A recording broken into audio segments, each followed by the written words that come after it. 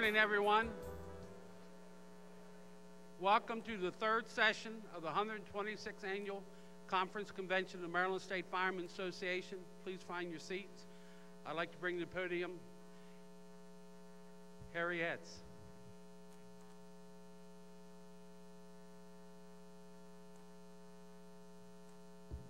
Good morning.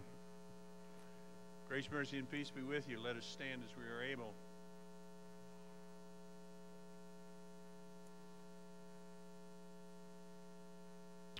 Our Lord and our God, as we continue to discuss the business of this convention, Father, we thank you for your mercy, your blessings, and your grace over us. We thank you for the night of refreshment and a night of fellowship and gathering together as we have.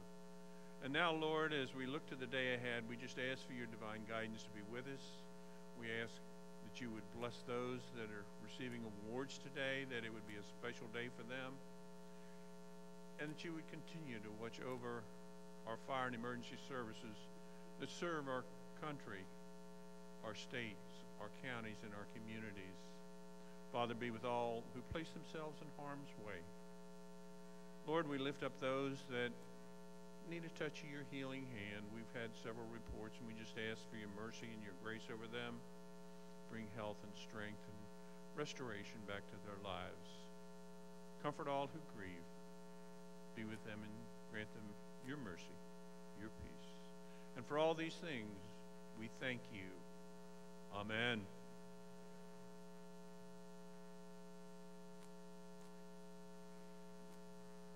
Now I'd like to bring to the podium Chairman of our Safety Committee, Michael Accomp, for an important message. Good morning, everybody. Thank you for coming back to our beautiful town. Thank you, thank you, thank you. Without all of you, I keep saying it, we wouldn't be having this beautiful convention. Thank you so much for coming to see us in Ocean City.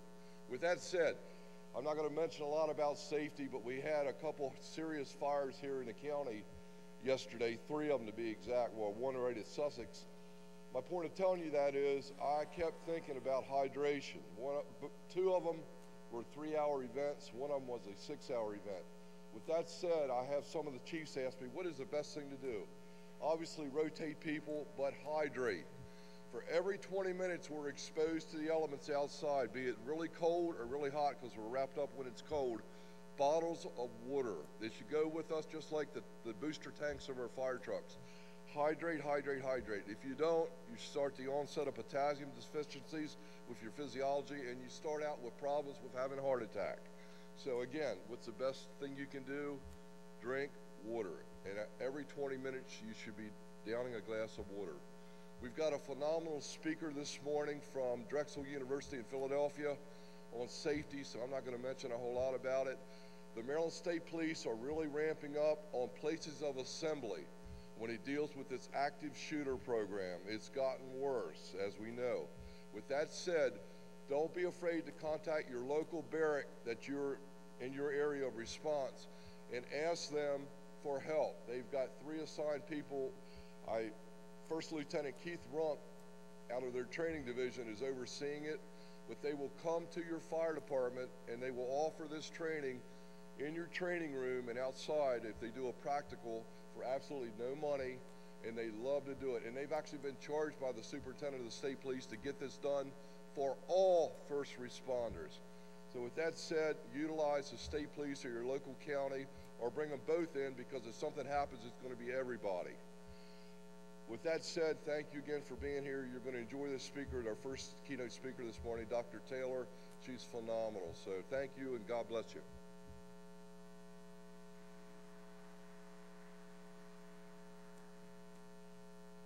Some announcements. There were a set of keys found for a dark Ford SUV, Maryland tag 4, D as in David, C as in Charles, 4751. On Wednesday, the May program presentation at 10:30 a.m.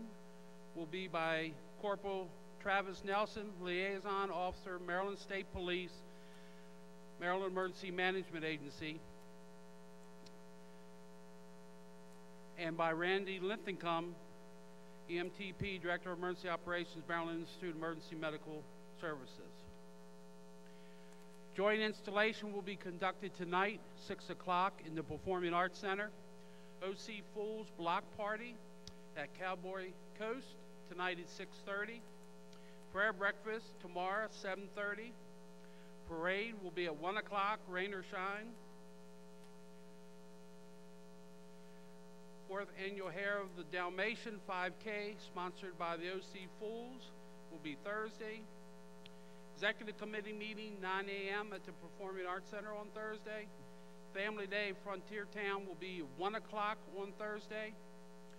MSFA Family Night, Boardwalk Pier will be Thursday at 7 p.m. And Friday morning, 8 o'clock, golf tournament at Eagle Landing. Some of these you'll have to buy tickets for, others just show up. At this time, it gives me great pleasure to introduce the Chief of the Damascus Volunteer Fire Company, Darren Long, for a presentation.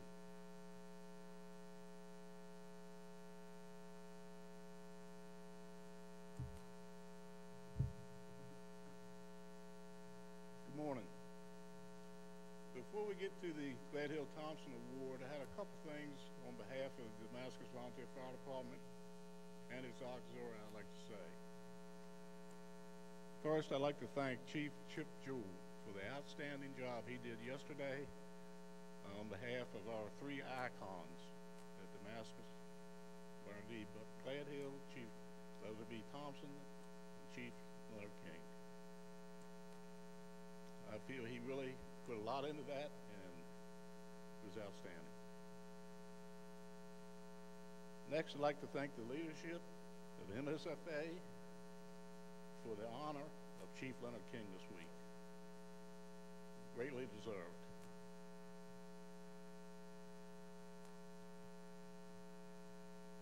Next, I'd like to call Richard Smith, last year's recipient, to the stage.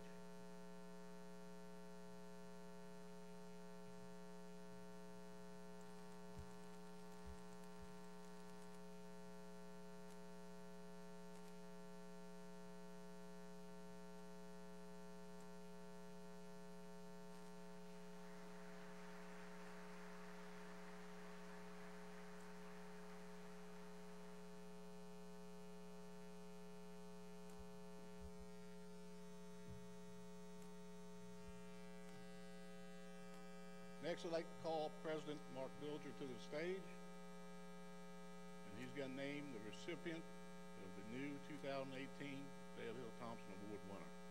Mr. President.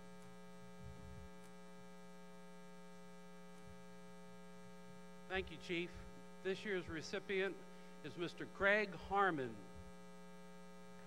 Anne Arundel County, Odington.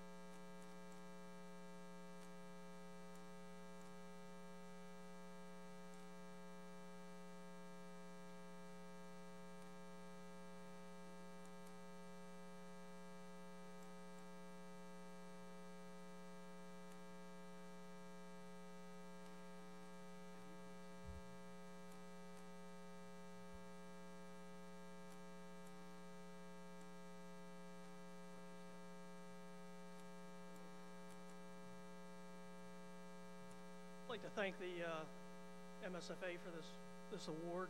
It's quite the privilege and surprise. I'd like to thank my parent company, Odenton, for supporting me over the years, and my great friends and mentors, such as Wiley and others who have helped me along and gotten me involved in the association. So, thank you.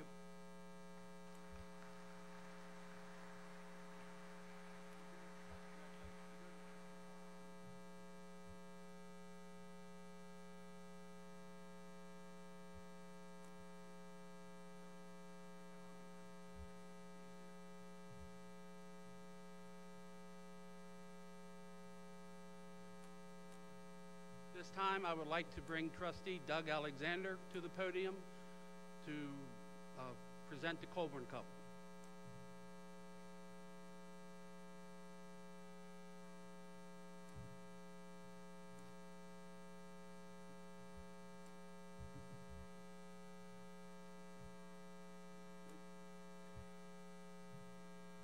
How's everybody doing this morning?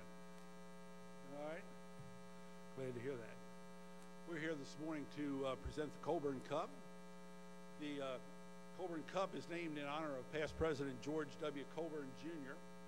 Dr. Colburn served as the MSFA president in 1931 to 32 and had also served on many committees of the association and as chairman of the executive committee from 1930 to 1931. At the 40th Annual Convention in Frostburg in 1932, the Colburn Silver Cup was presented to the MSFA by retiring Dr. Colburn. The award was to be presented in the line of succession from year to year to an individual in our organization for an outstanding act of heroism or for some outstanding act for the good of the association. The qualifications and awards are to be made by the Board of Trustees, who shall act as the judges. This cup is to be presented at the annual convention of the MSFA. The Princess Anne Volunteer Fire Company, which was the home company of past President Colburn, houses the original Colburn Cup since its retirement in 1958. They now provide the Colburn Cup each year, which the recipient keeps. We have with us today the president of the Princess Anne Fire Department here, and he has brought with him the Colburn Cup for presentation.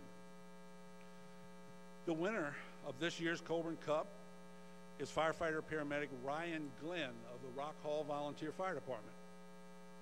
If he's in the house, I'd like for him to come to the stage.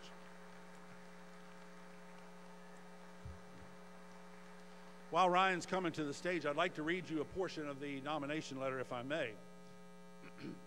On the morning of April 9th, 2018, as he was on his way home to the Eastern Shore from his work shift in Howard County, he helped to save another life. He was driving across the eastbound span of the Chesapeake Bay Bridge and noticed that traffic had come to a standstill. Assuming that there was a motor vehicle crash, he got out of his truck and began to walk toward the incident, hopefully to render aid if needed. As he approached, he noticed a crowd of people a safe distance away from a gentleman who was on the railing of the bridge, threatening suicide. He took over the role of primary communicator with the man and began talking to him and introduced himself. An off-duty Capitol Police officer and an off-duty Montgomery County firefighter were also there to assist. They slowly and gently moved toward the man while Ryan continued to talk to him. Ryan told him that there were a lot of people who care about him, and let's not do this. Let's come down and talk about it. He also told the gentleman that he cared for him as well. As the three rescuers got within a few feet, Ryan said, "Just take my hand and let's get you down." The distraught man looked at the water, then back at Ryan, and went over the railing of the bridge to a cross-member I-beam of the bridge.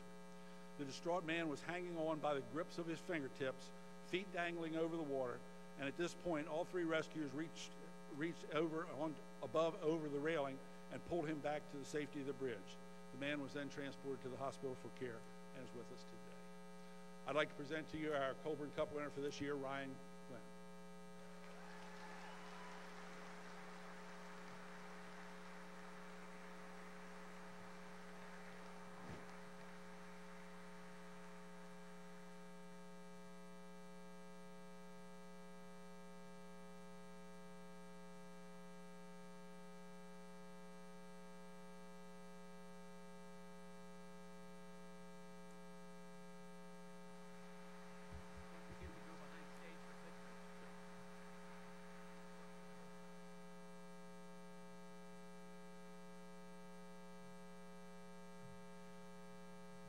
Now I would like to bring forth past President Bob Jacobs, past President Phil Herlock, past President Danny Davis for the Scheimer Award.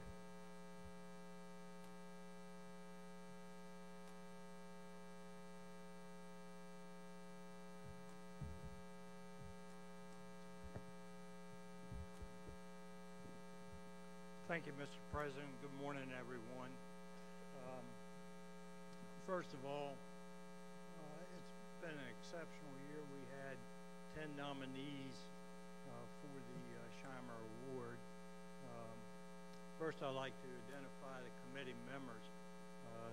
Past President C. Daniel Davis, Past President Philip R. Herlock, Past President Joseph R. Robinson, and Past President Roger A. Steger, and myself. The nominees this year are Alan Frank Davis with Vigilant Hose, Emmitsburg, Patricia Demon, Northeast Fire Company, Wally L. Donaldson Jr., Oden Fire Company, William Dunlop, Wheaton Volunteer Rescue Squad, Robert Farber, Winfield Community Volunteer Fire Department, Brenton Harn, Middletown Volunteer Fire Company, Mary Lou Little, Vigilant Hose Company, Emmitsburg, William C. Mattingly Jr., Hollywood Volunteer Fire Company, Betty Ann Mama, Rocky Ridge Volunteer Fire Company, and Robin Shelton Horn, Volunteer Fire Company of Chesapeake City. This time I would like to bring to the podium Past President Philip Herlock, who will give you an overview of the Shimer Award.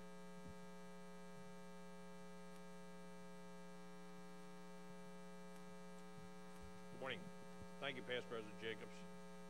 At the request of the Shimer family and with the endorsement of the officers of the Maryland State Firemen's Association, an award was established to personally recognize the many years of faithful and dedicated service that was provided by past President Robert Shimer to the fire rescue and emergency medical services in the state of Maryland.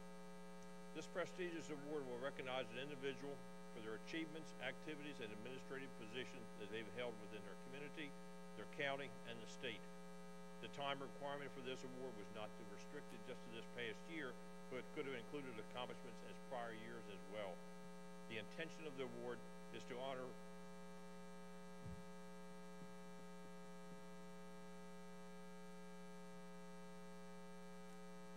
folks.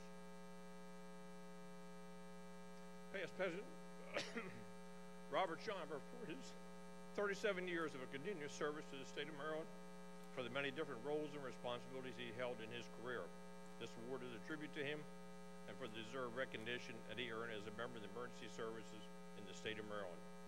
His passion for the emergency services touched every one of us, and his presence is surely missed. At this time, I'd like to turn over the podium to past President Danny Davis, who will announce this year's recipient for the Robert Shimer Award.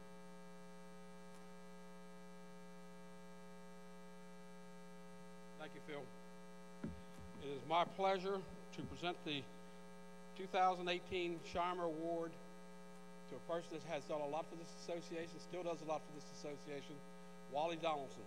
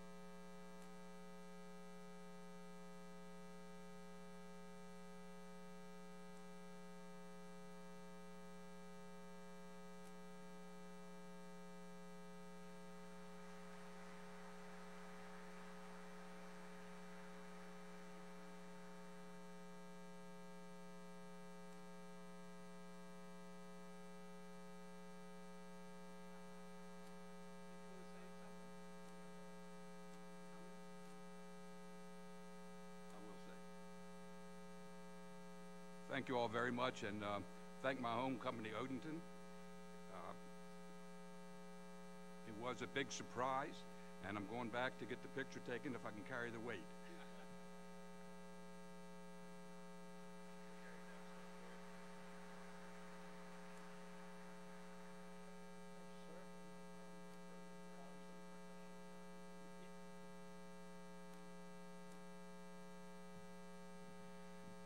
At this time, I'd like to call Chairman of the Trustees, C.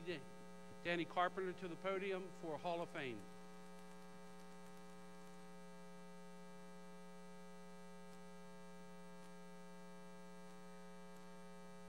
Thank you, Mr. President.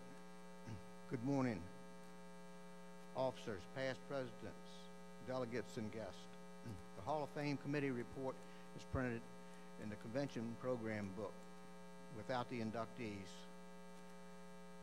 At this time, I'd like to call the Hall of Fame Committee out to help and recognize Vice Chairman Ben Kurtz, Member Emeritus C. Oscar Baker, past president, Charles Abrick, George A. Fred Cross, past president, John T. Jack Ferguson III, David R. Keller III, past president, Timothy C. Jones, William B. Bill Lay, Sr., and Richard Smith. This year, the committee received 33 nominations for the Hall of Fame. We can only induct 10 nominations each year. If your nominee did not get selected this year, please resubmit their name before April the 15th, 2019, next year. It gives me great pride to announce the new inductees into the Maryland State Firemen's Association Hall of Fame for 2018. When your name is called, would you please come up on the stage, or if the individual is not in the audience, would somebody from their station come up to accept the award for them?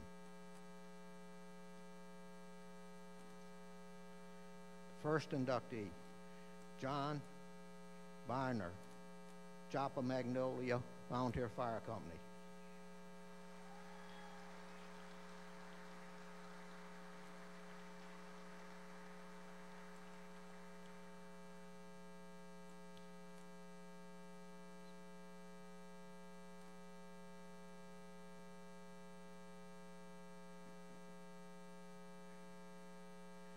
The second nominee, Joseph Joe Charnock,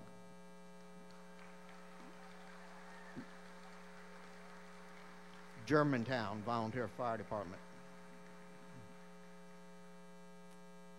The third inductee, Timothy C. Jones from Rockville Volunteer Fire Department.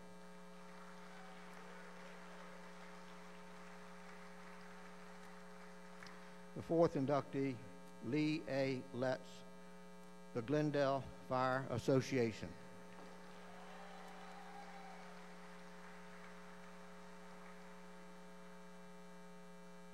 The fifth inductee, R. Wayne Powell, the Valiant Hose Company, Incorporated.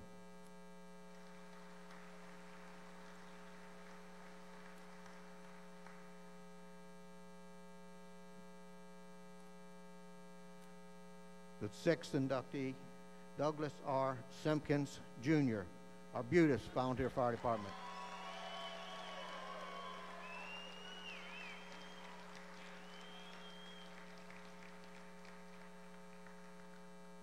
The seventh inductee, Charles J.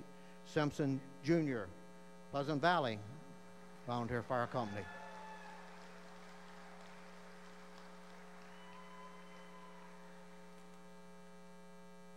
The eighth inductee is Robert L. Bob Rose, Odenton Volunteer Fire Company.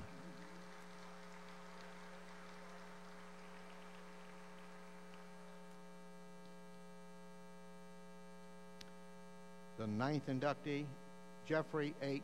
Thompson, Chestertown Volunteer Fire Company.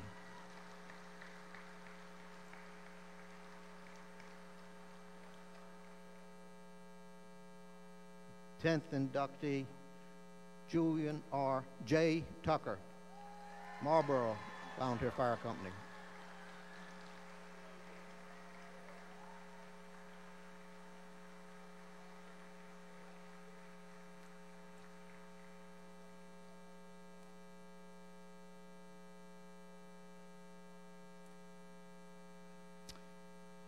Each year, the Hall of Fame Committee can induct 3 special inductees that are not member of any Volunteer Fire Company. Yesterday, we inducted Governor Larry Hogan into the special inductee. Today, we would like Joseph J. Jorney Jr., Regional Vice President, VFIS. I'm sorry if I messed that name up.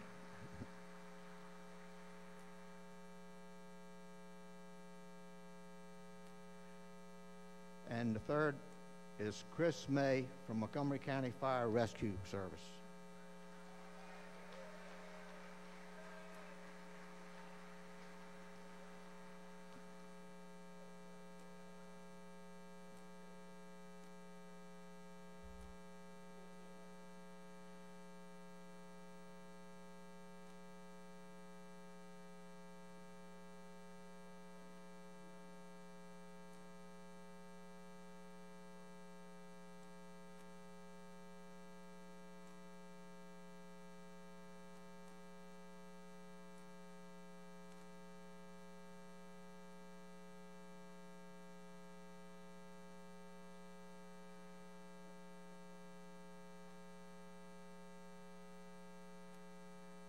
All right, gentlemen, if you would go down the steps, straight out the door, to the right, the first room, have an official photograph.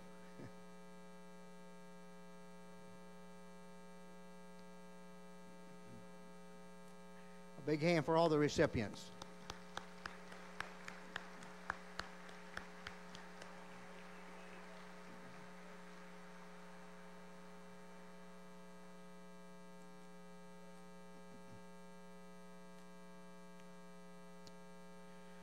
The Hall of Fame Committee is also responsible for the Marbury F. Gates Service Cup Award.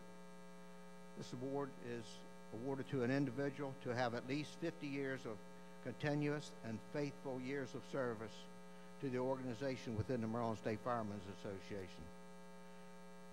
This year, the committee received 45 nominations for a total of 2,449 years of service. Each individual will receive a governor's citation, a MSFA plaque, and the first year nominated, any sequential years nominated, they'll just receive a MSFA certificate. When I call your name, would the individual please come up front and line up front of the stage here, or somebody from the company come up to receive the award for that person.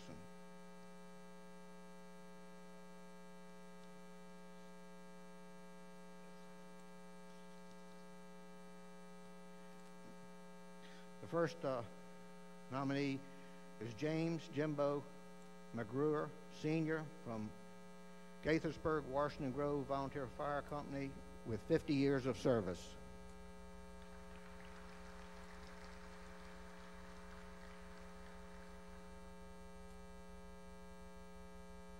William B. Phelps, Odenton Volunteer Fire Company, 75 years of service.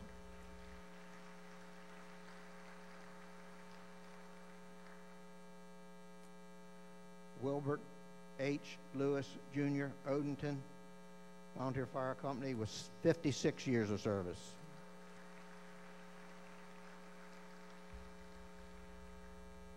George Earl Newton, Hollywood Volunteer Rescue Squad, 51 years of service.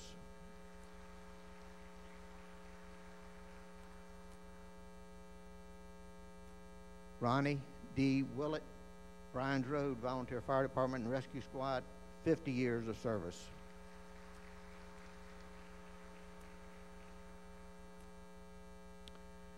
William Bill Lay, Sr., Joppa Magnolia Volunteer Fire Company, 52 years of service.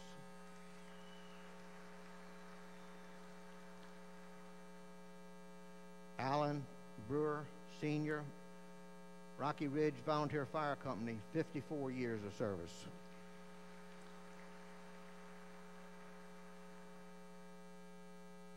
David Klein, Rocky Ridge Volunteer Fire Company, 53 years of service.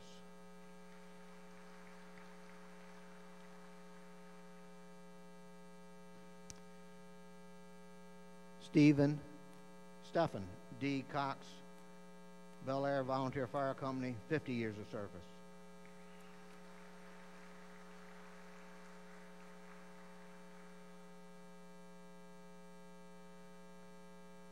Donald R. Gutlett, Arbutus Volunteer Fire Department, 56 years of service.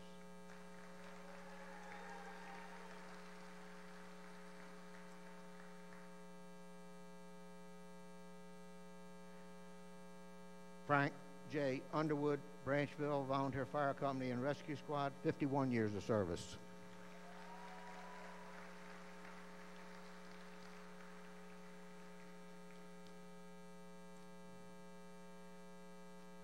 David L.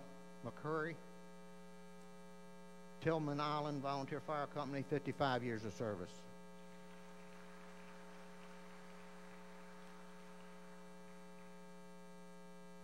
Edward W. Brinkley Sr., English Council Volunteer Fire Association, 61 years of service.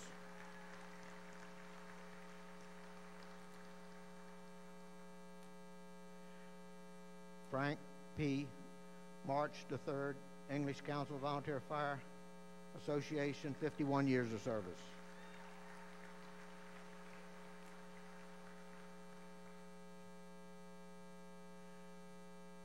Gerald H. Matheson, English Council Volunteer Fire Association, 56 years of service.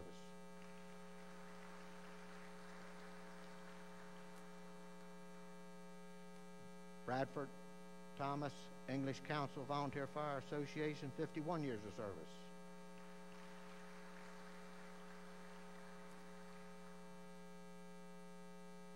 Richard Wentworth Sr., English Council Volunteer Fire Association, 61 years of service.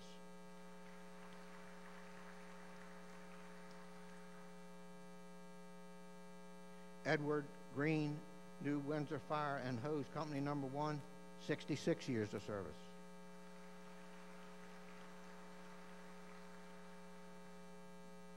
Ronald Wareheim, New Windsor Fire and Hose Company No. 1, 51 years of service.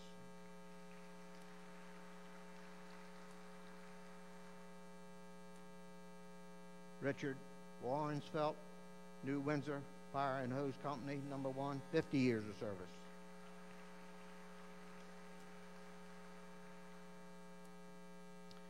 Lewis Anthony Hamlet, 7th District Volunteer Fire Department, 50 years.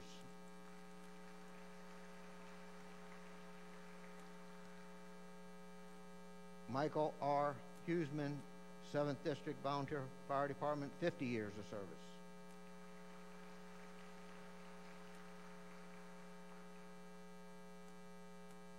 George Gatton, Ridge Volunteer Fire Department, 50 years of service.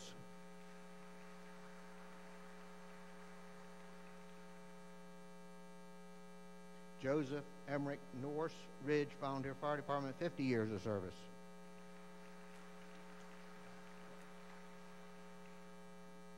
Jesse A. Cox, Jr., Waldorf Volunteer Fire Department, 50 years of service.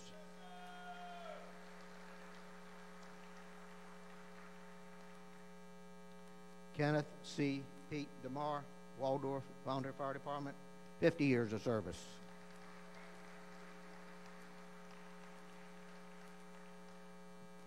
Robert G. Hardy, Waldorf Volunteer Fire Department, 53 years of service.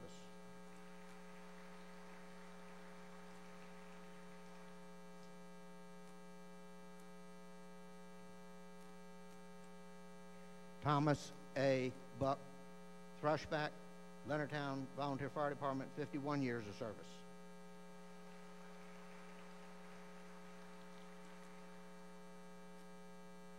Milton Bloom III, Leitersburg Volunteer Fire Company, 52 years service.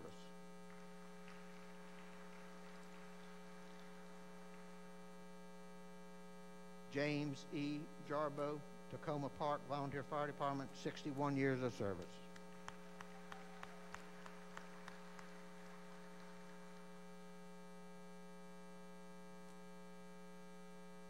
Henry J. Fowler, Jr., Mechanicsville Volunteer Fire Department, 50 years of service.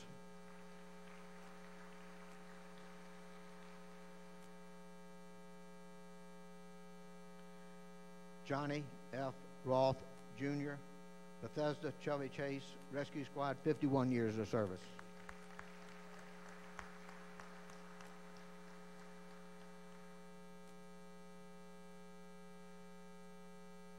Charles E. Miller,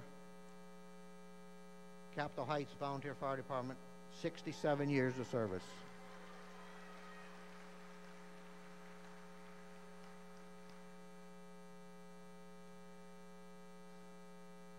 John Denver, Sengley Fire Company, 50 years of service.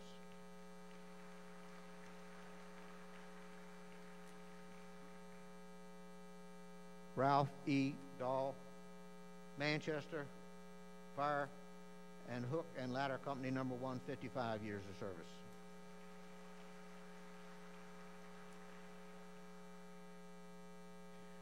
Richard Dell, Manchester Fire Engine Hook and Ladder Company, number 1, 51 years of service.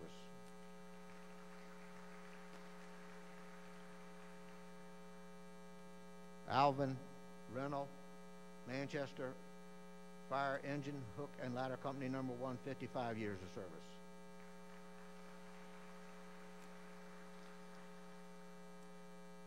Paul Martin, Berwyn Heights Volunteer Fire Department and Rescue Squad, Incorporated, 57 years of service.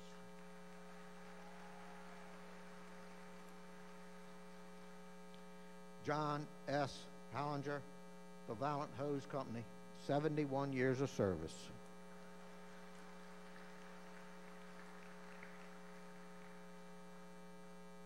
Robert A. Rosensteel, Sr., the Valiant Hose Company, 56 years of service.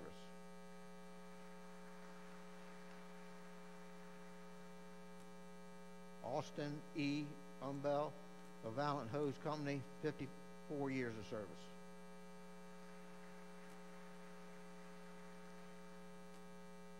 Robert P. Cumberland, Jr., Westminster Fire Company and Fire Engine and Hose Company, number 1, 55 years of service.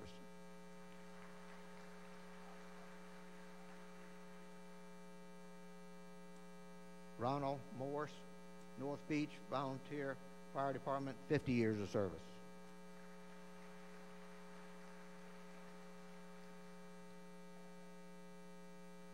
Orville Thrasher, North Beach Volunteer Fire Department, 50 years.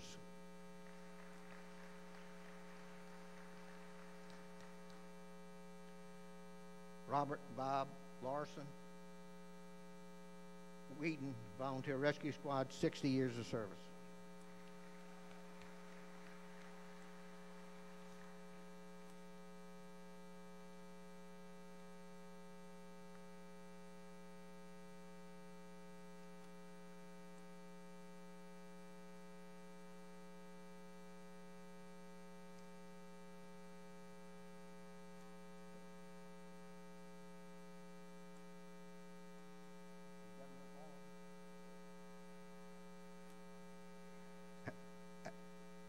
At this time, it gives me pleasure to announce the Rockville Volunteer Fire Department President Eric Bernard for some remarks and to announce the winner. Thank you, Eric. Good morning. Yes, it's morning. On behalf of the Rockville Volunteer Fire Department, who we are celebrating our 100 years of service, 97. We are honored to remember a past charter member, Marbury F. Gates, who served our department for 70 years until the time of his death in 1993. This award is named in his honor. On behalf of the officers and members of the Rockville Volunteer Fire Department, We wish to thank all member companies who have nominated somebody for this award. The distinguished group before us represents 2,399 years of active service to a volunteer fire rescue EMS company in the state of Maryland. To be nominated is 50 years, absolutely.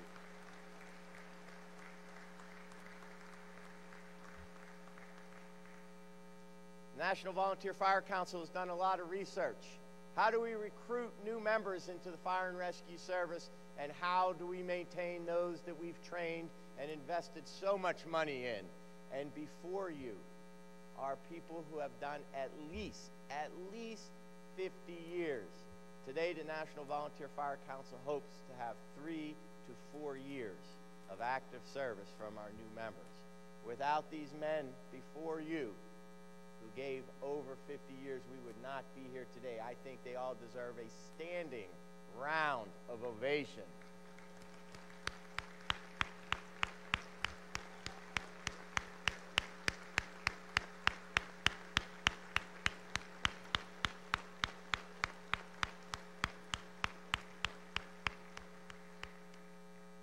Unfortunately, from this distinguished group, there can only be one that receives the trophy tonight to take home to their company to have for a year.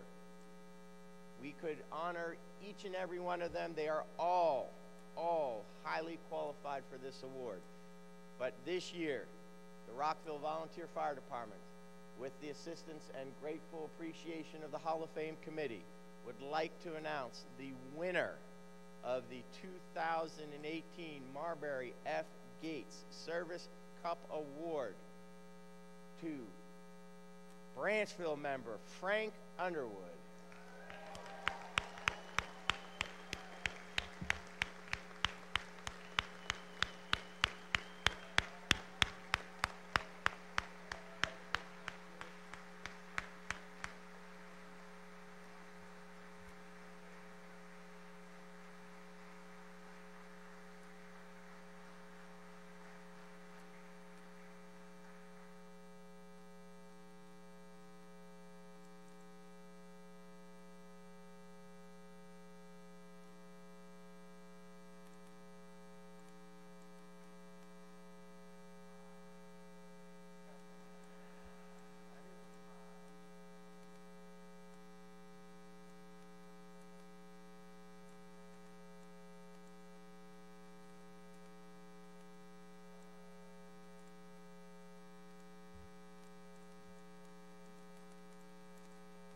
So the nomination, we, the members of the Branchville Volunteer Fire and Rescue Squad, would like to nominate Frank J. Underwood for the Marbury F. Gates Service Award. Frank has been a member of the volunteer service in Prince George's County for 51 years. He joined the Allentown Road Department in 1967 and the Branchville Volunteer Fire Company in 1992. He has been awarded life membership at both Allentown Road and Branchville and has been recognized numerous times for his tireless and outstanding service to both companies. While a member at Allentown Road, he held the offices of captain, director, treasurer, and president, as well as serving as the department as an active member for 25 years. Looking for a firehouse closer to his home in College Park, Frank joined Branchville, where he continues his active membership. Shortly after joining Branchville, he was elected as treasurer, an office he still holds to this day. He is an integral part of the day-to-day operations of Branchville, making sure the station is always stocked with supplies and that the lawn is always mowed. While recovering from heart surgery and under strict doctor's orders not to drive, Frank even rode his John Deere mower to the station to make sure the grass was taken care of. And yes, he did get caught by his family, and the firehouse family was there to send him home. 2001, Frank was elected as president of the Prince George's County Volunteer Fire and Rescue Association and has been well known for traveling around the county, stopping at firehouses to check on how things are going. Throughout his years as president, he attended many open houses, banquets, and meetings, often with his daughter Jennifer, then Miss Fire Prevention for the association as his sidekick. They traveled to the county, riding in parades, handing out kisses, the chocolate kind, and enjoying talking to people throughout the county. Frank has always said the fire service is a family, and he is so proud to show off and support that family every chance he gets. Frank was elected to Prince George's Fire Commission in 2003 and remained in the Fire Commission until his appointment as Lieutenant Colonel for the Volunteer Services Command, which is a Deputy Fire Chief level position for the Prince George's County Fire and EMS Department in 2013. While holding these positions, Frank's always made sure that the firehouses throughout the county had supplies they needed and that any concerns they had were heard by the appropriate parties. From climbing on a roof to check a leak to attending meetings, Frank made sure that both volunteer and career members alike were taken care of. In 2008, Branchville Volunteer Fire Company was proud to support Frank as he was elected and installed as the 117th president of this Maryland State Firemen's Association.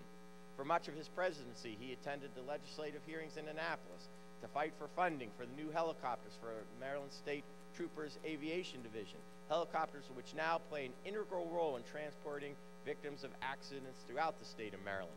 As a result of his overwhelming support for MSP Aviation Division, he was honored as an honorary state trooper and flight medic. No, he can't pull you over. Throughout his 51 years, Frank has served on many committees as a delegate to both PG County and the MSFA. The committee he has served on included, but not limited to, 17th State Circle, Legislative, Historical and Archives, Convention, Public Address, Marketing, Out-of-State, Public Relations, and Transportation. Frank was inducted into the PG Hall of Fame in '96 and the MSFA Hall of Fame in 2004. He has served the Branchville Volunteer Fire Company, Allentown Roads Fire Department, Prince George's Volunteer Fire and Rescue Association, the MSFA with dedication, commitment, and selflessness. His leadership has made a difference to many people time and time again. Therefore, it is with great pride and pleasure that the members of the Branchville Volunteer Fire Company nominate Frank J. Underwood for the Marbury F. Gates Service Award, and we are so proud to award it to him today. We've also awarded him a governor's citation on behalf of the governor, and again, Frank, many of us, probably everybody in here knows him. Congratulations.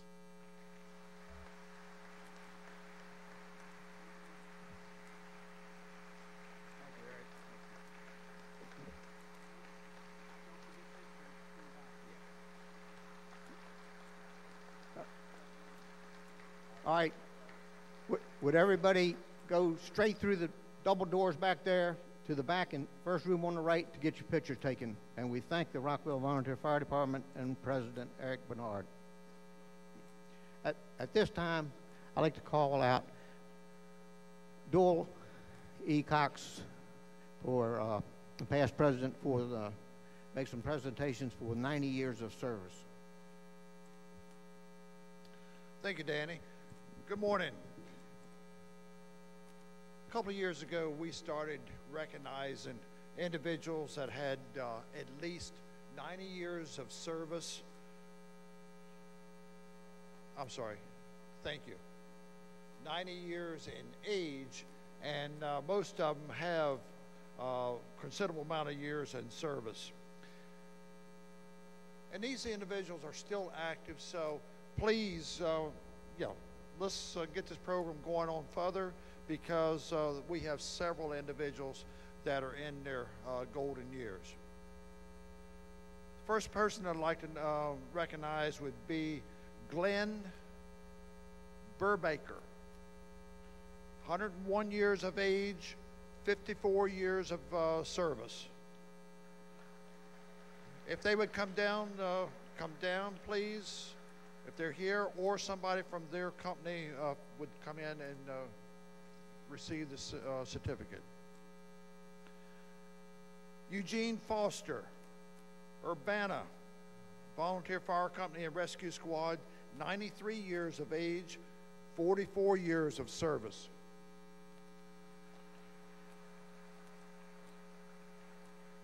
Dorothy Moss, Brunswick Volunteer Ambulance Company and Rescue Squad, Auxiliary.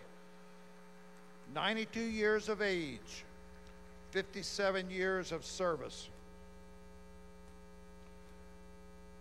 William Phelps, Odenton Volunteer Fire Department. 92 years of age, 75 years of service. Nellie Fowler, Hoopers Island Volunteer Fire Company, 90 years of age, 50 years of service. Ruth Gosnell, Winfield Community Volunteer Fire Department and Ladies Auxiliary, 91 years of age, 26 years of service.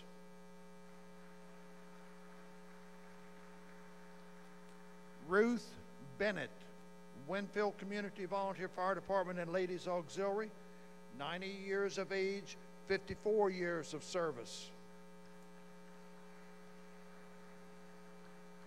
And the last one we have is on Ruth Buckingham, Winfield Community Volunteer Fire Department and Ladies Auxiliary, 95 years of age, 54 years of service.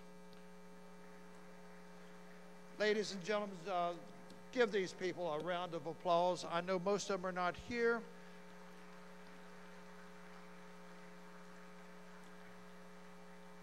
But the recognition is there, and let's utilize it. Thank you.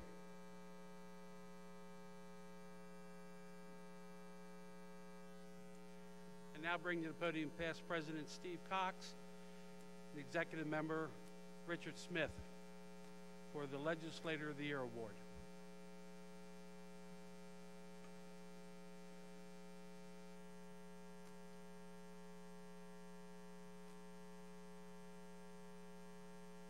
Thank you, Mr. President.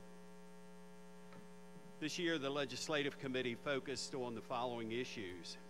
Number one, to secure an increase in the state appropriations and the Widows and Orphans Fund for the Maryland State Firemen's Association. Number two, to provide additional benefits to the Maryland State Tax Subtraction Modification. Number three, to support any legislation that was beneficial to Maryland's fire, rescue, and emergency services. And number four, to oppose legislation not in the best interest of Maryland's fire, rescue, and emergency services.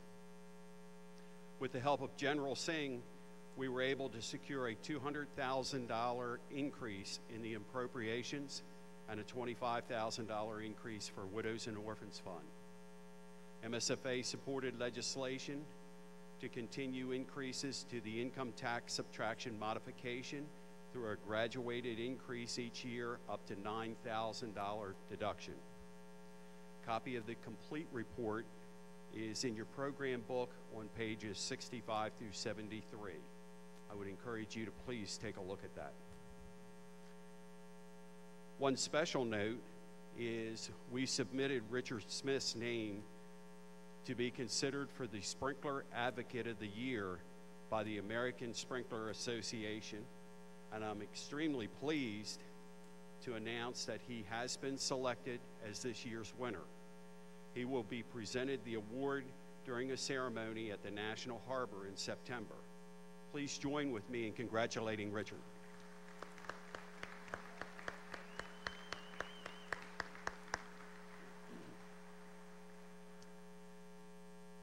The Senator Amos Legislator of the Year Award is presented to an individual or individuals who have helped in the legislative process. The award is sponsored by the Hartford Cecil Volunteer Firemen's Association. Present on stage to make the presentations are President Donnie Bristow and past President Robin Shelton Hahn. We will be we'll be making two presentations to individuals who were extremely instrumental in ensuring our budget funding requests were successful. And at this time, I'd like to turn the podium over to President Bristow and Hahn to make those presentations.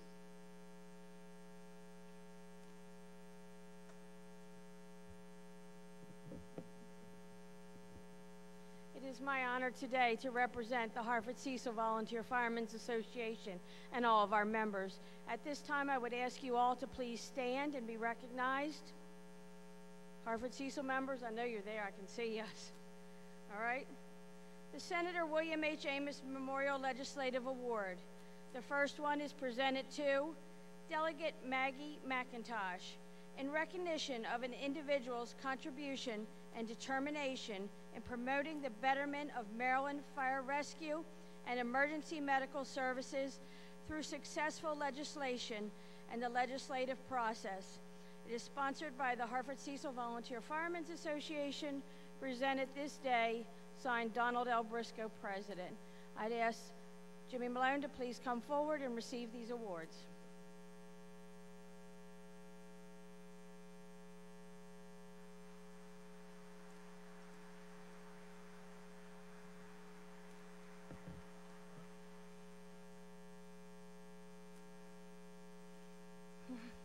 The second presentation reads the same. It is presented to Senator Edward J. Kaesmeyer.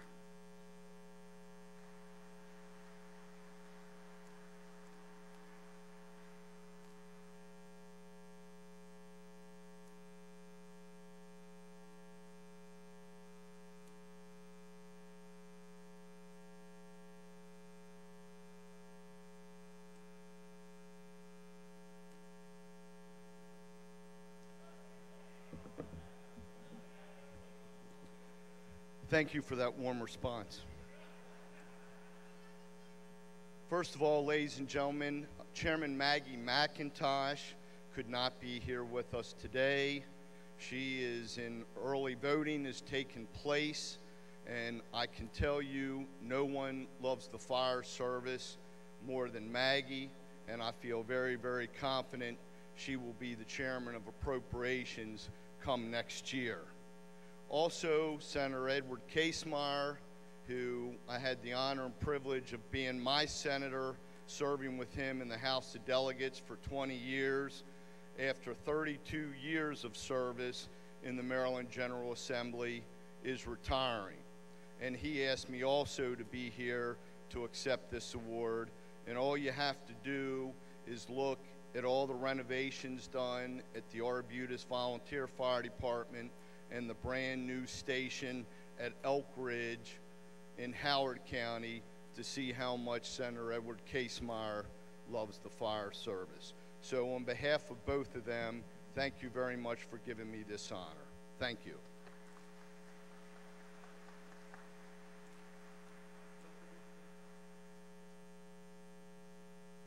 At this time, I call to the podium Chairman of the Safety Committee, Michael Accomp, to introduce our keynote speaker.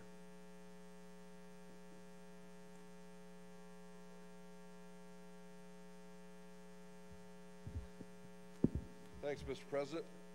Welcome again, everybody. Hey, this speaker today is phenomenal. I guess I'm a little prejudiced on safety, but she goes all over the entire United States and speaks about firefighter safety. She recently moved down to Ocean City on a part-time basis from Drexel University, but her name is Dr. Jennifer Taylor. She's a professor of environmental and occupational health at Drexel University School of Public Health in Philadelphia. She received her doctorate in health policy and management from here in Baltimore from the Johns Hopkins University, and is an expert, I love that word, on injury prevention. For more than a decade, Dr. Taylor has worked with the United States Fire Service.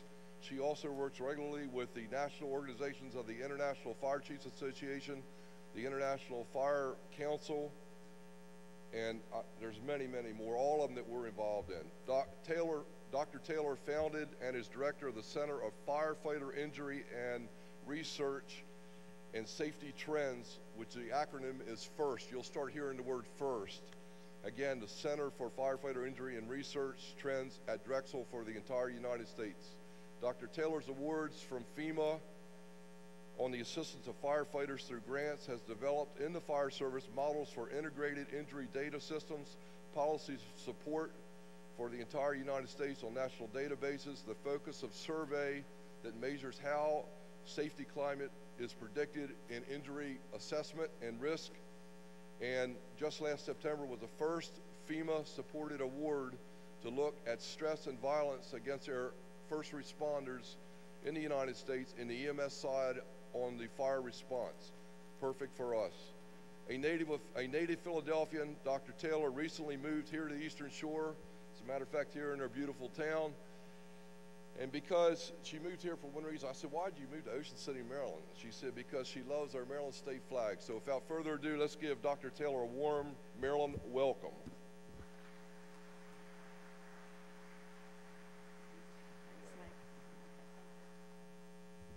Good morning. Thanks for being here, and thanks for having me. I actually live in Berlin, right across from the Assateague National Seashore, so if you want to know where the ponies are, give me a call. So I'm at Drexel University in Philadelphia. Since we're in Maryland, I think most of you know where that is, but just in case you don't know, that's a picture of it. We're famous for this thing, that thing, that thing, this guy, a really old fire department, and these guys. I know, I'm sorry, Ravens fans, but I waited 50 years for this moment, and I think I might only have 1 year to do it, so I want to talk with you just for a couple minutes before I throw up some data. And I want to have this disclaimer that some of the things I talk about might piss you off. Are the kids out of the room? Okay, thanks. So things that will change your culture may fly in the face of tradition. So I first want to just tell you a little bit about myself. I have a very strange relationship with food. No, I'm not a vegan or a pescatarian or one of those low-carb gals because I love donuts too much. But when I eat celery or sunflower seeds, I have a strange reaction. And under just the right conditions of intense physical exercise, I go into complete and total anaphylactic shock. My throat closes up, I can't breathe, my skin turns a lovely shade of purple, and my face swells to about 3 times its actual size. And when I have this reaction, I become paralyzed, and I can't talk to you. And within 120 minutes of this reaction, if I don't get IV Benadryl or an EpiPen or something, I will die. Now, it's really important when I'm lying on the floor of a supermarket paralyzed and I can't talk to you, that the EMS responders from the fire department who come for me know exactly what to do. And that's happened to me twice that I've had my life saved by a fire department. It's a small department west of here, you might know it. It's Baltimore City. And unlike, right, they got lucky, but unlike the people who've received the awards here and who their names are and received your accolades, I have no idea who those guys are who saved my life. They're the unsung heroes. And so when I'm having anaphylaxis, that's a true emergency, right? And you're on it. You're pumped up and ready to come get me. But if I become a homeless woman lying on the sidewalk, dirty, disheveled, clearly not connected to services, and you're coming for the 3rd time this week for my alcohol-induced fall, you might start to react differently to her. You might start to use some gallows humor to cope with the fact that this is the 3rd time this week you've come for this woman. You might say something disparaging to your partner. But over time, when this is the call that you receive every day, the calls like, I dropped the remote, I've got boogers stuck in my nose. These are real things fire departments have told me.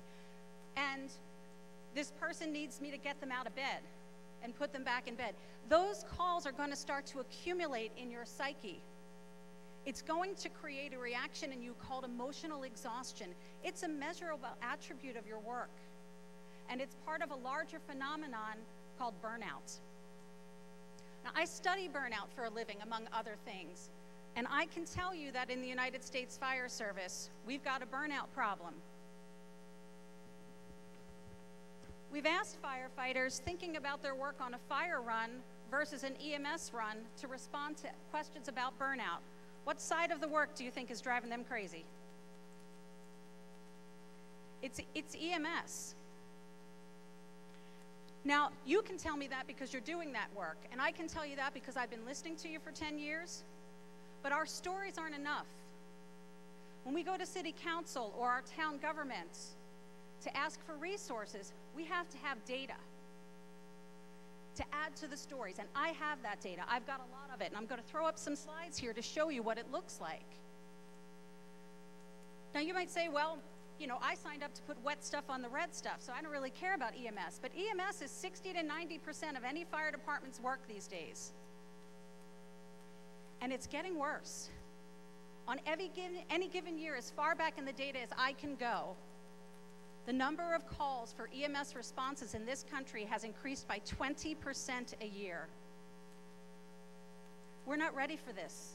The fire service isn't ready for this. We don't have personnel for this. We don't have staffing for this. We don't even have all the equipment we need for this. We certainly don't have policies for this. There are actually no national standards for how many paramedics or EMTs we should have per 100,000 population. There are for fire plugs. There are for fire stations. We've got a lot of work to do here. Now, some people say, well, what we should do is just educate the public about what a true emergency is. So when you educate the public about what a true emergency is, what are they going to do? They're going to keep calling. So we have to make sure you have the resources and skills to respond to that increasing demand from the community. That might take the phases of community medicine, paramedicine, social work, public health skills, and that's going to require some more money. For those of you who are paid, we have to increase the salary of those people so that they can respond to that increasing demand that has huge impacts on their burnout. And you know, for some people who you respond to on an EMS run, you're all that they have. We're on the eastern shore of Maryland. This is a rural community where I live. There are people who have no health insurance. There are people who have very little. They put together money to see a doctor if they can. You're it. And you do a great job. I know how great of a job you do. But we need to get you the resources to continue to be able to do that job for the community. Now you may say, well, we don't want to do EMS, or, you know, let's educate. But the problem is we put out a shingle that says, you call, we haul, you get it all, right? So we've got to be able to respond, and we need the resources to do so. But you can't do it on the back of the workers. In Philadelphia, where the first center is, we do 1,000 EMS calls a day in Philadelphia with 200 paramedics and 40 ALS ambulances, half of which are in service at any time. We are doing EMS in Philadelphia on the back of the paramedics and EMTs. We have to make standards to make sure we have appropriate staffing. Now, we can make argument for those resources by saying this is what we need to protect our workers, keep them healthy and safe and uninjured and unexposed. But I submit to you, in the spirit of things that fly in the face of tradition, that that argument hasn't been working very well. And what we need to do is amplify EMS in our mission and add to it, part of that mission is to ensure quality and safe patient care. And that's how the resources are going to come to us. If we say patient safety matters, give us the resources to do X, Y, and Z, and we will deliver safe and quality patient care. Now, I know that's not fair. People should care about you and your safety. But however we can get those resources so that we can adequately respond to the community and to people like me, the more resource we'll be, the happier we'll be, and the less burnout we'll be. So let's go back to the fire ground for a moment. You guys are always saying, Doc, you know, we're concerned about our cancer. We're concerned about heart disease. And I say, great, let's help you with that. But then you say, but don't play with my shift. We want you to solve our heart disease, but we don't want you to look at our diet. We want you to solve our heart disease, but we don't want you to look at our sleep patterns or our fatigue. So what I say to you is, for all of those things to be on the table, all those variables have to be on the table. We have to start to look at these things because they matter. So Bill Hamlet, chief of Washington, Missouri, outside of St. Louis, has a 5-station volunteer department. And he's done things that fly in the face of tradition. He's a banker in his day job, his paid job. And he took that knowledge and he went to the city council and asked them for 1 cent of their sales tax.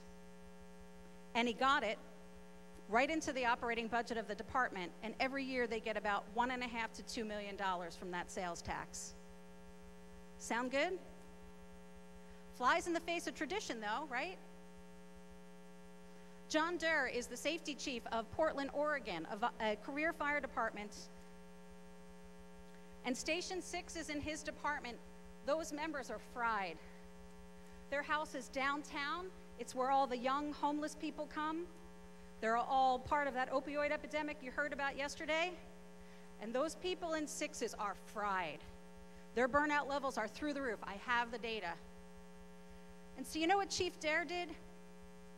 He rotated those crews from 6s to 14s, which is on the perimeter of the city in a kind of suburban area. Very different call volume, very different call types. And he sent those crews for a vacay in 14s. Shift rotation. Now, you might say, don't change our shift. I bid at that. I bid at 6s. That's where I want to be. This doesn't change your bid. It just gives you a little break. And it also gives the guys from 14 a chance to see what's going on at 6s and what you're dealing with. But this flies in the face of tradition of resting workers so that they can return to work. In research, there's a lot of folks flying in the face of tradition as well. Dan Madrikowski and Steve Kerber at NIST-UL, who are looking at modern fire behavior, ventilation, lightweight materials. They're not trying to piss you off. They're trying to figure out what are the modern hazards that you're dealing with and how can they bring science to help answer those questions. Chuck Seisler at Hartford is looking at sleep and fatigue, but he has to look at your shifts. And the local won't work with him because they don't want to look at their shifts. But you have to. Everything has to be on the table. You have to be able to look at the exposures that are causing cancer. If you want the answer, you have to look at how we're getting cancer. You have to look at diet in order to understand heart disease. And you have to look at the organizational culture in which you work in order to understand that there are different ways to do things. But you can't say, well, we're not going to do that, Jen, because we haze our young. That's how we bring people into the fire service. So I want to talk to you today about the new toxin. What are the toxins that you deal with as firefighters? Smoke? What's in smoke?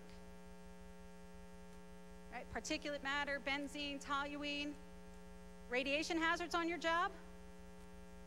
Hepatitis problems on your job? Exposure to HIV? These are the traditional toxins for which we've given you gear and we have protocols. But there's another toxin the fire service hasn't been paying attention to, and that's the one I work on. The new toxin in the fire service is us. People can create a lot of toxicity.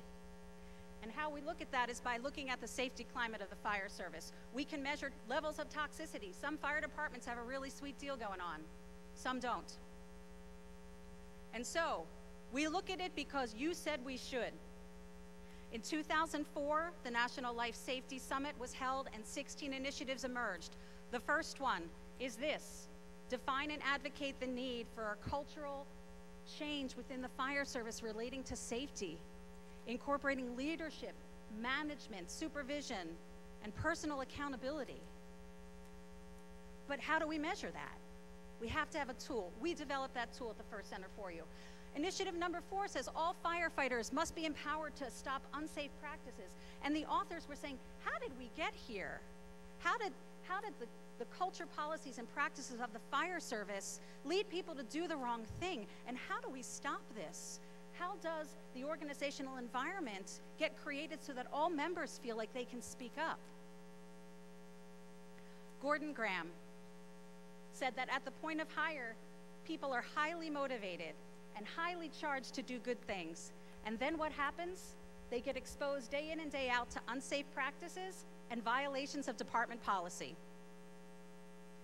Chief Daniels went on to say, the folks that come into the fire service don't come in completely horrible. We make them that way. This culture makes them the way they are. He went on to say that a culture that doesn't allow people to speak up when they see something, something bad and tragic is going to happen. It's not a matter of what, it's a matter of when. These are your thought thinkers talking about culture change. So organizational safety culture is very easy. It's a shared pattern of assumptions that the fire service has made as you've solved your safety issues, that you've considered good enough to teach the rookies. Another way that you might say this is the way we've always done it. There is no need to wear SCBA during overhaul because all the bad stuff is gone. That's our tradition.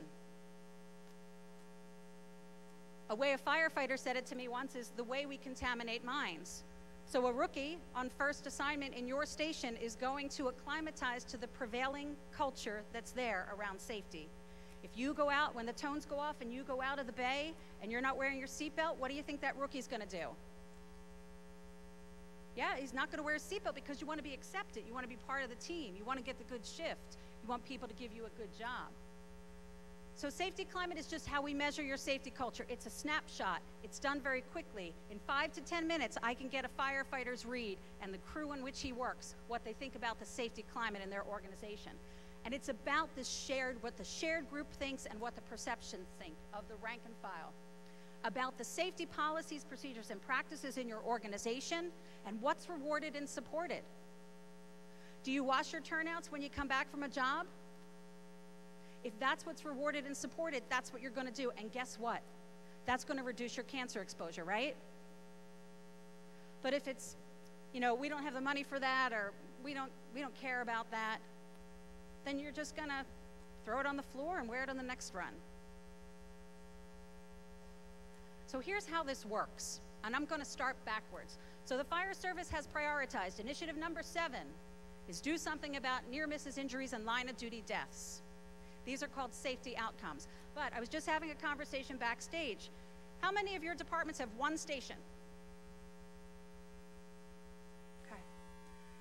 I did a study of 132 fire departments, all different types.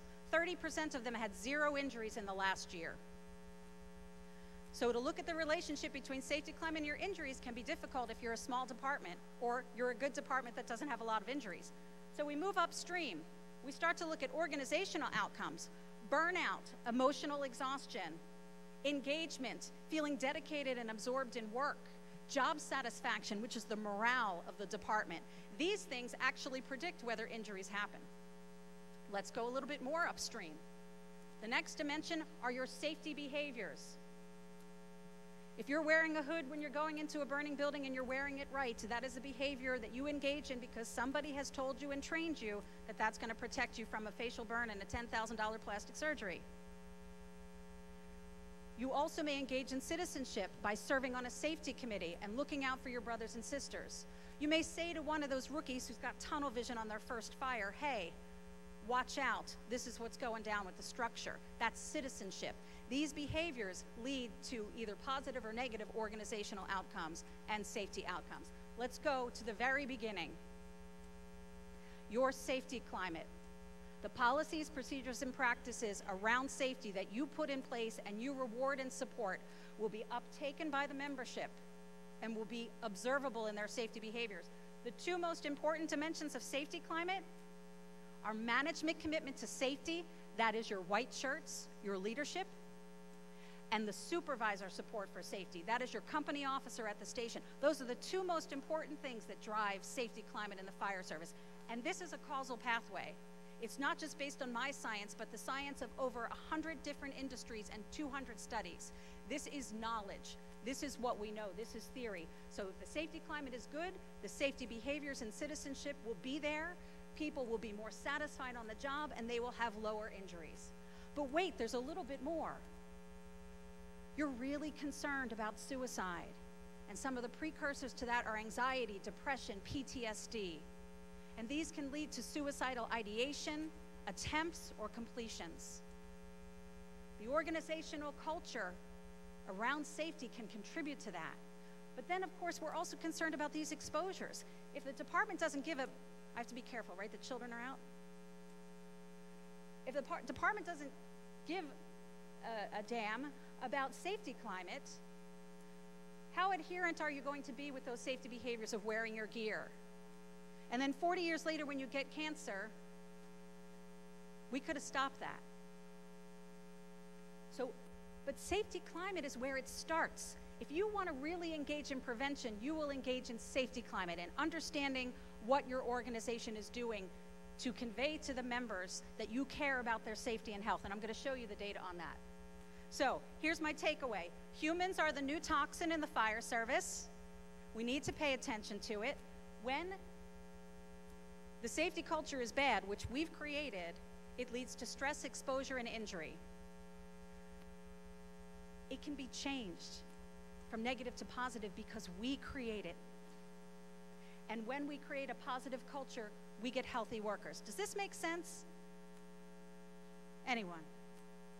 Okay, thank you.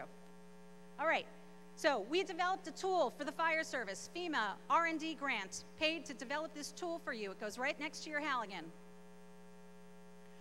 132 fire departments in the United States were randomly selected to participate in this study. We did not select our friends. Each of the 10 FEMA region was a strata, and we randomly selected 132 fire departments from the 30,000 on the USFA census, 7 career and 6 volunteer from every FEMA region. Over 750 fire stations participated and over 10,000 firefighters. This is the largest FEMA-funded sample of firefighters to date. And these 2 domains emerged: management commitment to safety.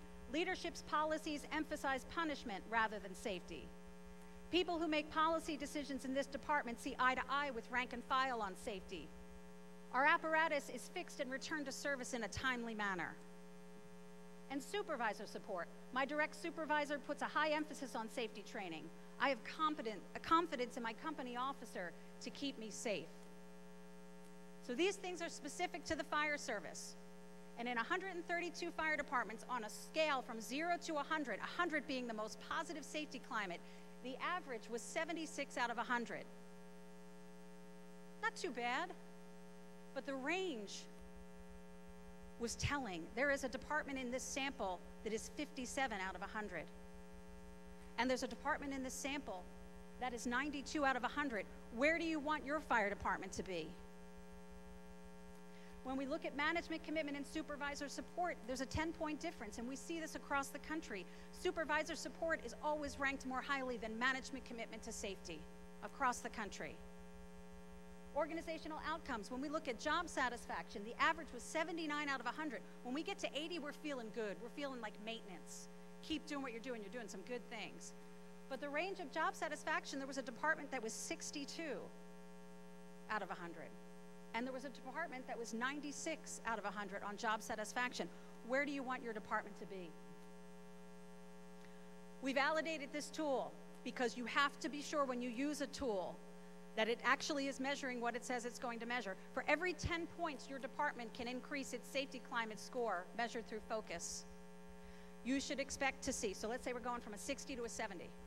You should expect to see a 4 to 9% reduction in your injury rate, a 1 to 3 point reduction in your burnout, a 7 to 9 point increase in morale and job satisfaction, a 2 to 4 point increase in engagement, dedication, and absorption in work, and a 3 to 5 point increase in safety compliance. I want to show you what a real fire department's data looks like. I have anonymized this data to protect the innocent. Their overall score was a 75 out of 100 for safety climate. But when you look at their management commitment and supervisor support, you will see that their supervisor support is 81 out of 100. But their management commitment to safety, as viewed by the rank and file, was 68 out of 100. So we look at the gaps between these two measurements, and we want everybody to be as close to 100 as possible. So this department has some work to do from a leadership perspective. We can also look underneath at graphs of how the country has done. The highest department has a 93, the lowest department has a 56. Where is your department in these data? We can look at the safety climate score by station, and we can see variation within departments. This department, the highest score was at 4s with a 79, the lowest was at 12s with a 70. So not too bad, less than a 10-point difference between the highest and lowest station. Let's go further. We're gonna look at job satisfaction, excuse me. 81, that was the score for this department. Overall, that's in the maintenance range. But when you look at their stations, 5s has a 90 and 6s has a 75. Administration and training also has a 75, but you can never keep those guys happy, right?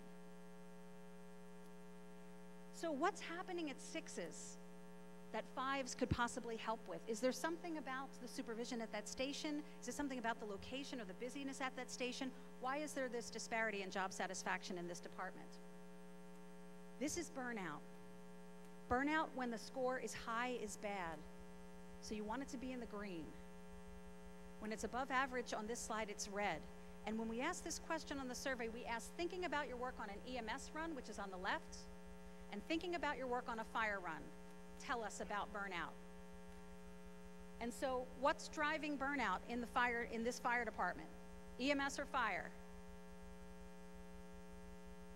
The red one?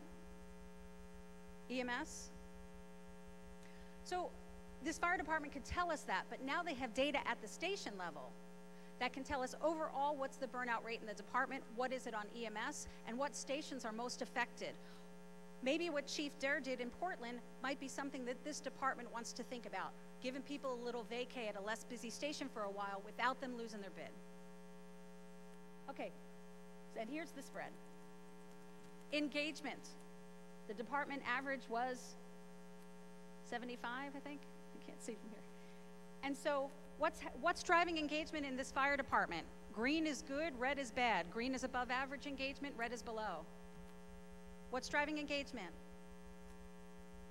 Right, the fire side of the work. These are the same people doing the work. It's just that they're thinking about those types of the work.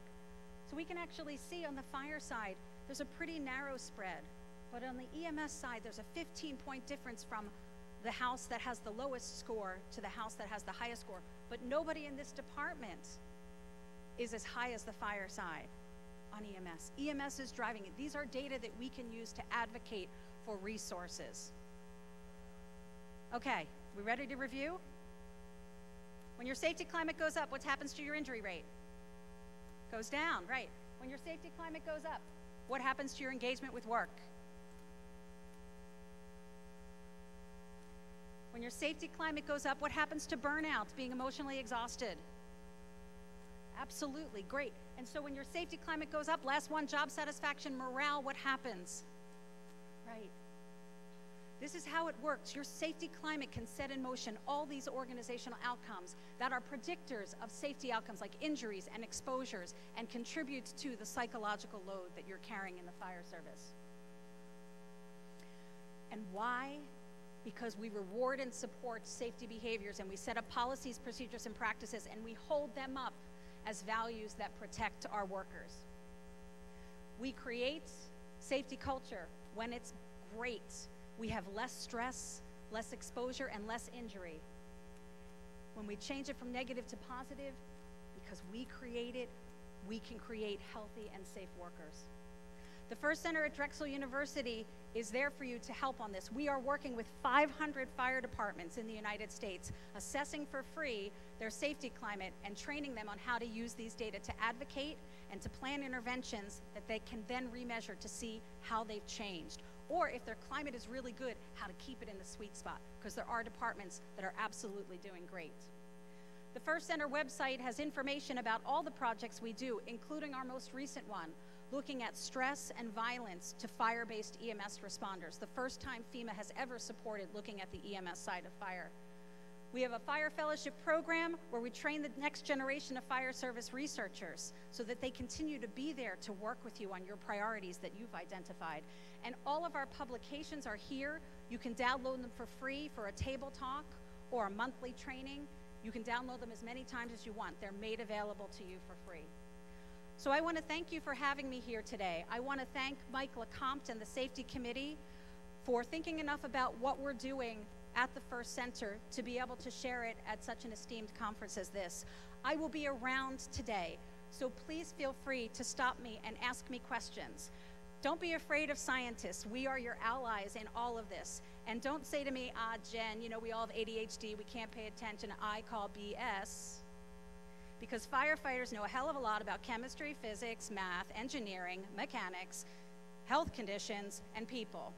so do I. Together, we can rock this on your safety and health. Thank you very much, and enjoy the rest of your conference.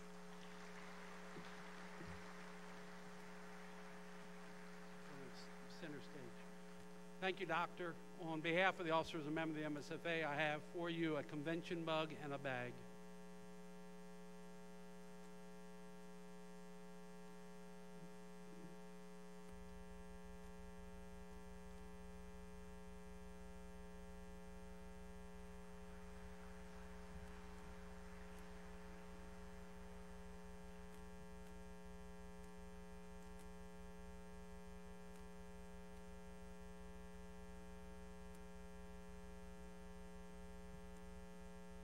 Mr. Jim Brown, please come forward.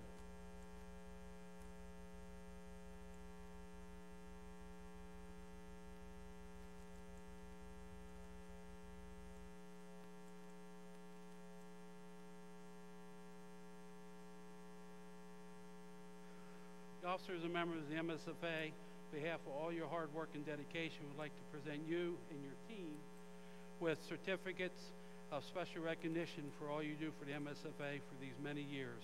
Thank you very much.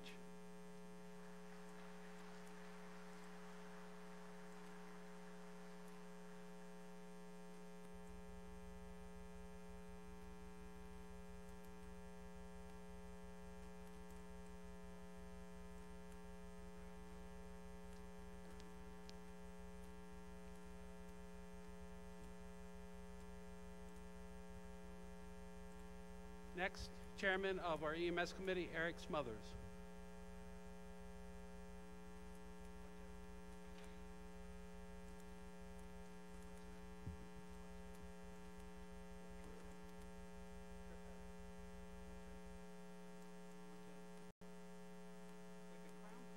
I got the masses. Good morning. This is my first time being up here as the EMS chairman for MSFA, and these are some of our committee members. So for any other EMS committee members out there, if you want to join me on stage. This award is for our EMS provider. It's known as the Joshua A. Hunt Award. It's considered the highest award conferred upon an individual with the Maryland Emergency Medical Services community. Nominees must have at least 5 years of service as an EMT or higher in an MSFA member company. The winner is selected by our EMS subcommittee. Last year's winner, if she's here, was Elizabeth Larimore from Odin Volunteer Fire Department.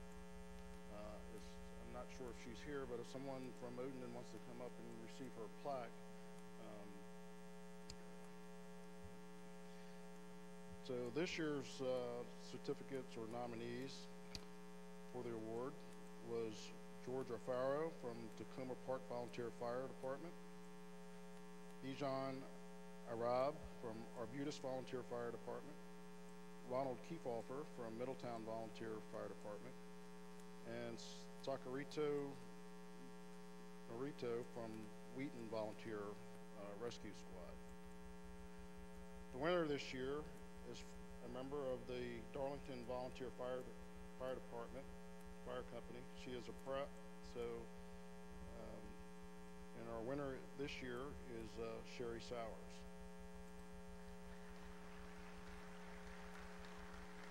So Sherry, if you're here, just a little bit about what Darlington wrote.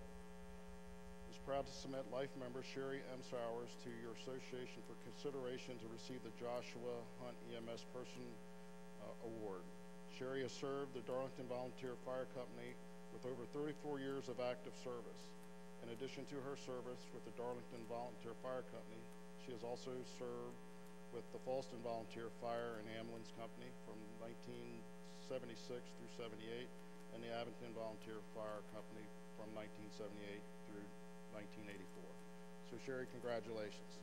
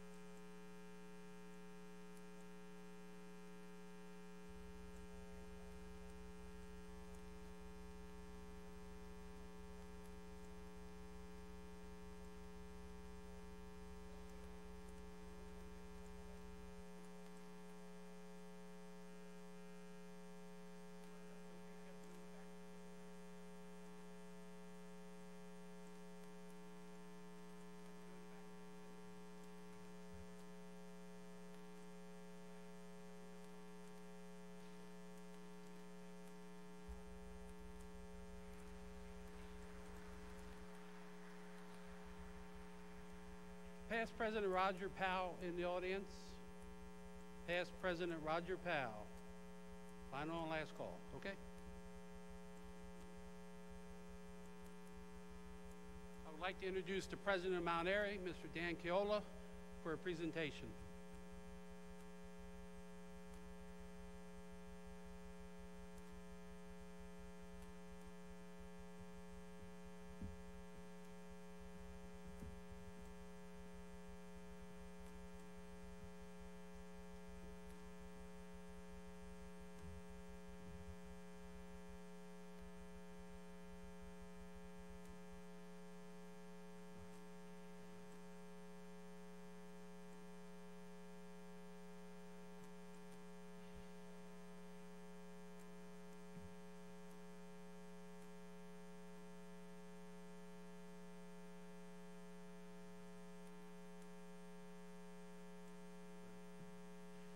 Good morning, everyone. It's not every day you get to sit down with a veteran of 78 years from the fire service. This past week, I had that opportunity when I visited Oscar at his apartment in Mount Airy. We talked about all sorts of things and about the fire service and what this award meant to him. He told me that when he joined the fire department in 1941 and how things were so much different. From riding on the back step of an open cab fire engine to the old school gear and breathing apparatus. He told me about how when he joined the fire company, a man by the name of Lindsey Browning was like a mentor to him, and how important mentors are to the new members coming up through the fire service today. I asked him what he missed about the fire service and hanging around the station, and his answer was simple. The camaraderie, he said. Hanging around, talking to the fellas and the young ladies, and just seeing what's going on a day-to-day basis.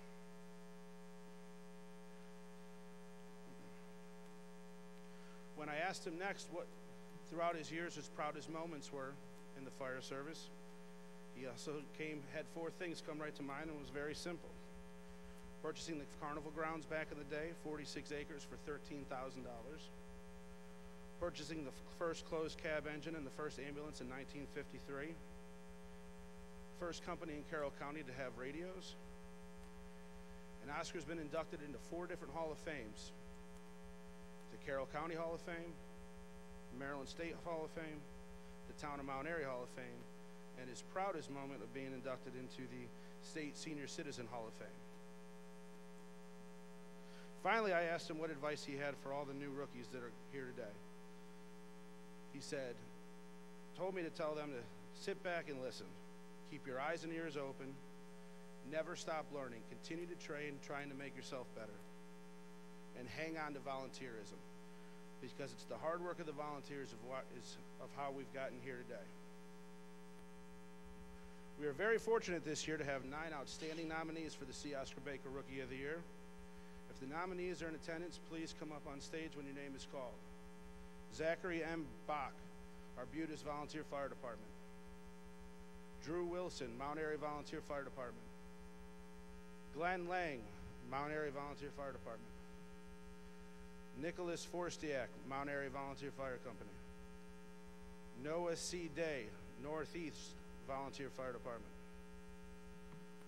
William Teddy Schrenk, Wheaton Volunteer Rescue Squad. Mitchell Owen, Hollywood Volunteer Fire Department. Brandy Bolden, Odenton Volunteer Fire Department. Travis Brandon Merritt, Ridge Volunteer Fire Department.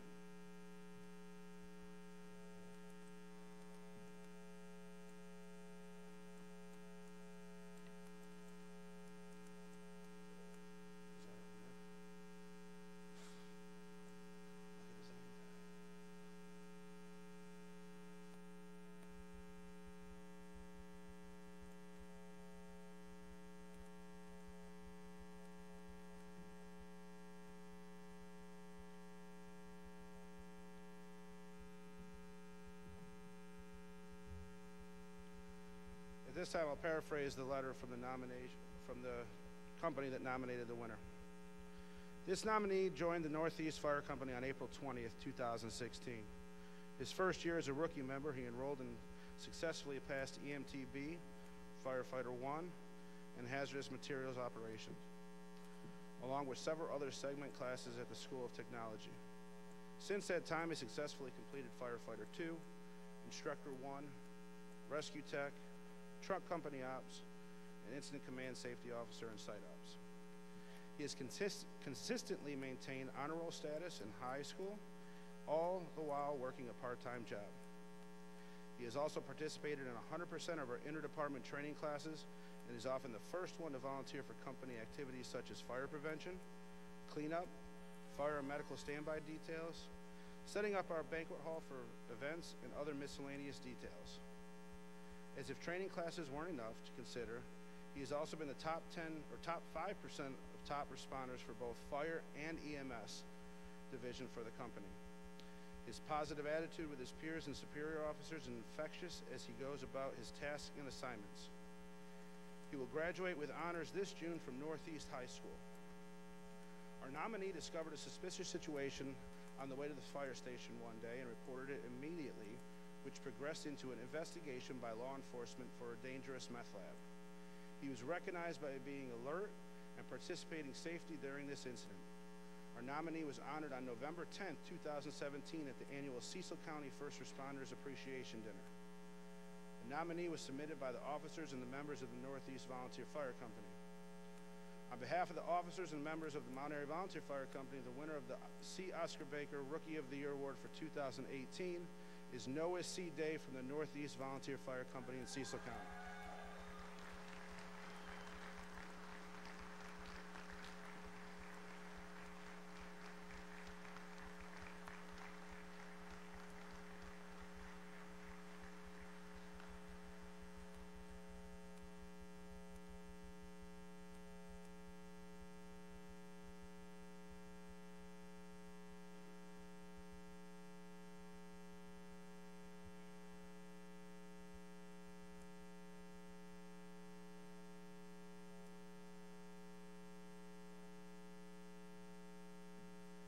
At this point, Oscar Baker, who's here with us today, about to celebrate his 96th birthday this Sunday, would like to take a minute and say a few words.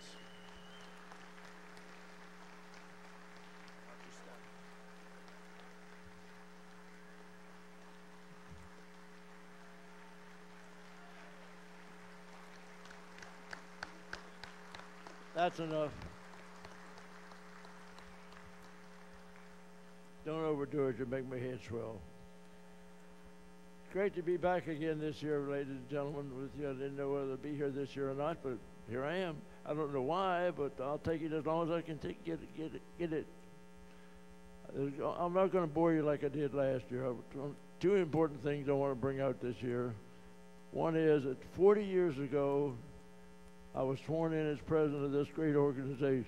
40 years, 1978. The other thing I want to tell you about, I got all three of my sons here this year. I think up here on the stage. The oldest one, when you have a child 70 years old, you know you're old yourself. My oldest son, Glenn, he lives in Easton, right up the road, not too far away. The middle boy, Jerry, is 67. And he lives in Mount Airy area. He has all the work to do to take care of me, because the other two don't live by. And the youngest boy, Dennis, Sacramento, California. And his wife's out here in the audience, out here this year for the first time.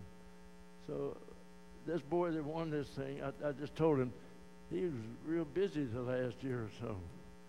So keep up this work and keep volunteering as much as you can. Volunteer is the name of the game, folks. I hope to see you next year. Thanks a lot for your hospitality.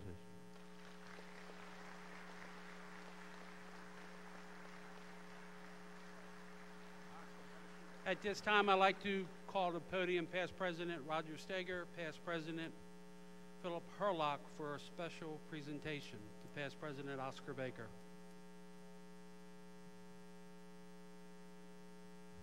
Thank you, President Golger. We also have a presentation that's very special. The comment has already been made about Mr. Baker. Now, on behalf of the past president organization, I would like to have all the past presidents that are currently in attendance, if they would also stand up for recognition of Mr. Baker. The comment has already been made 40 years ago. Mr. C. Oscar Baker led this great organization, and we'd like to recognize him as part of the past presidents with a small token of his appreciation. Thank you, sir.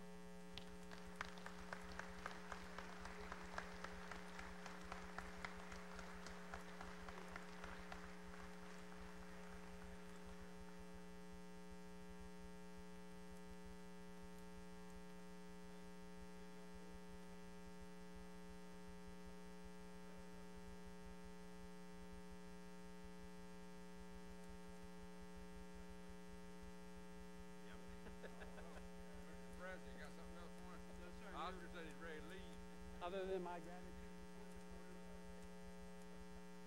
This time I'd like to call past President Roger Powell for the Emke Award.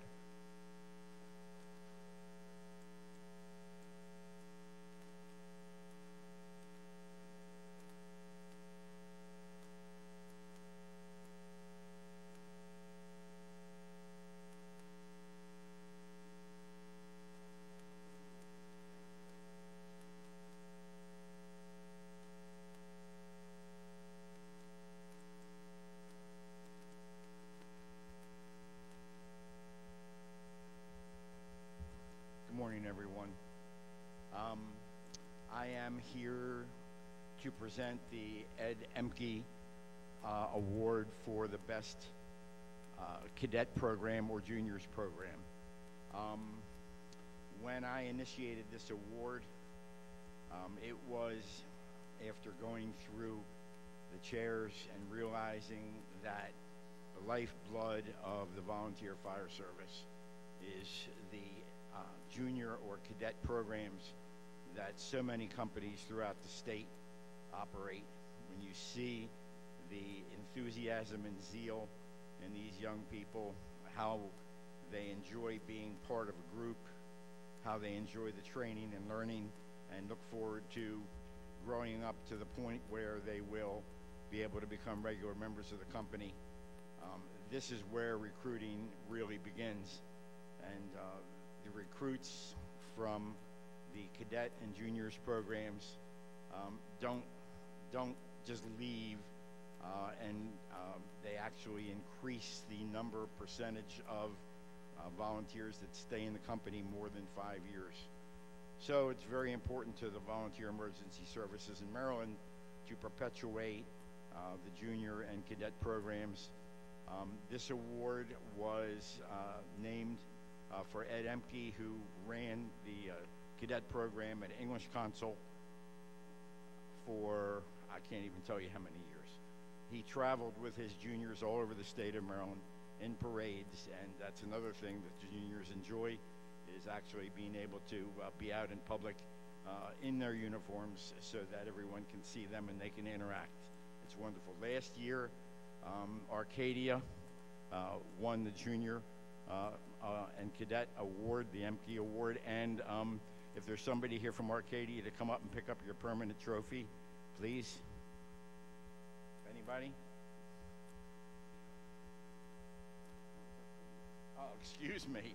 We have a new name. We have mergers in Baltimore County. Upperco.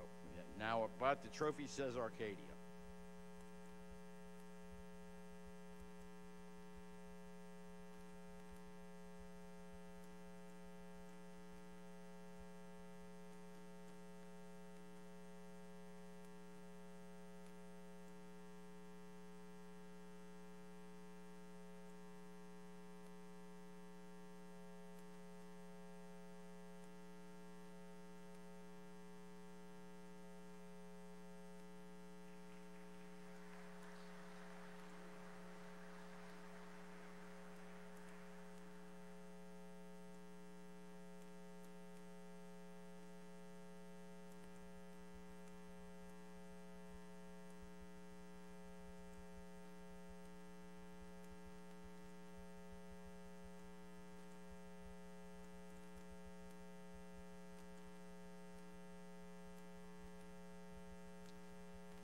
The award includes a $500 and big trophy on which the name is inscribed.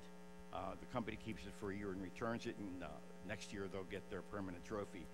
So this year's cadet program that won the trophy is Williamsport.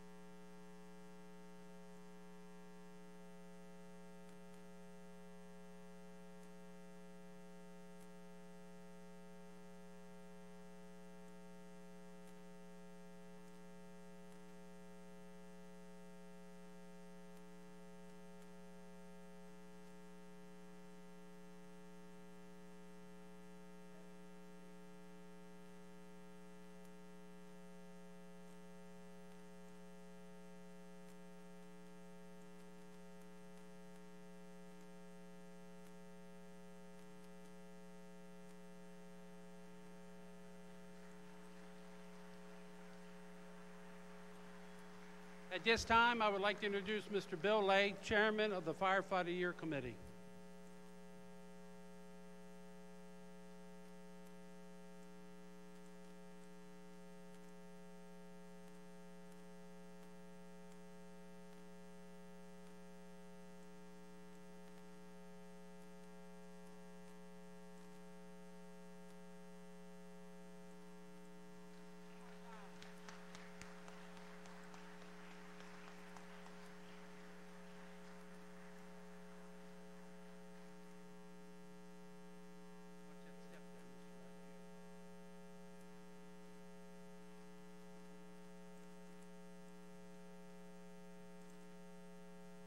Good morning.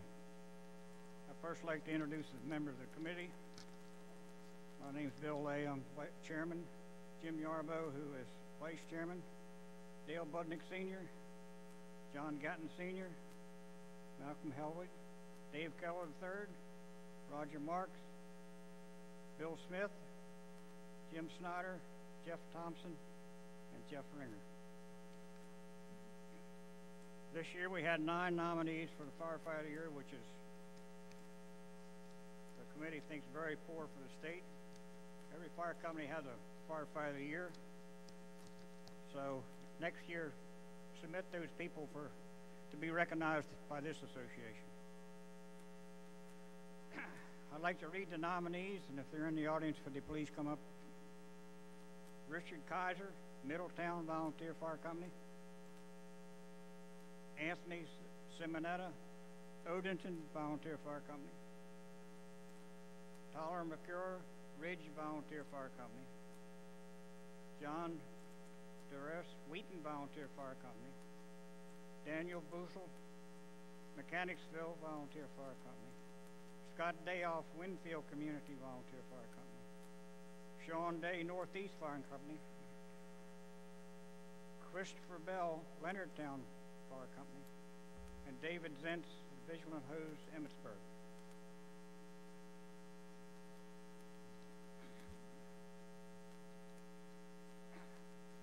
This person that we're acknowledged this year, in the year 2017, he completed 551 hours of training, and included his college courses.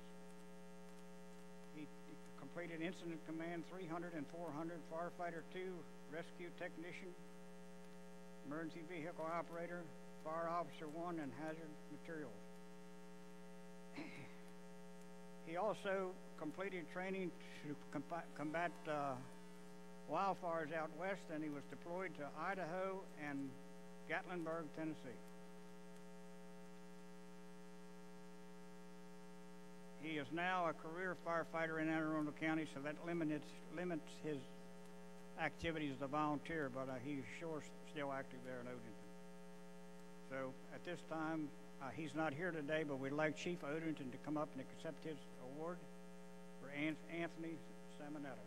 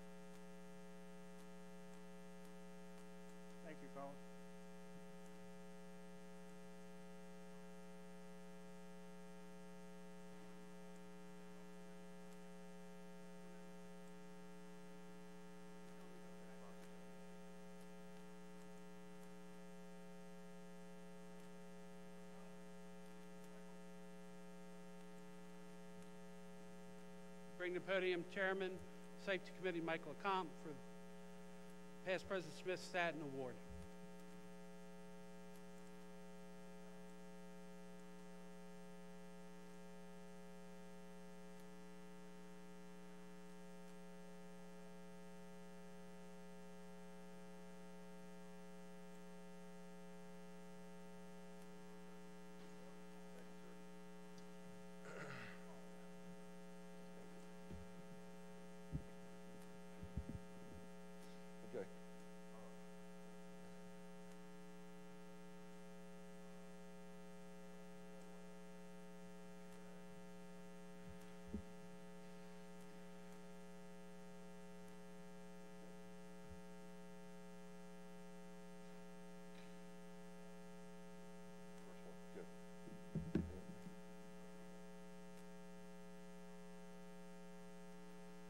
On behalf of the Maryland State Firemen's Association Safety Committee, we have an award that's given out every year. It's called the Smith N.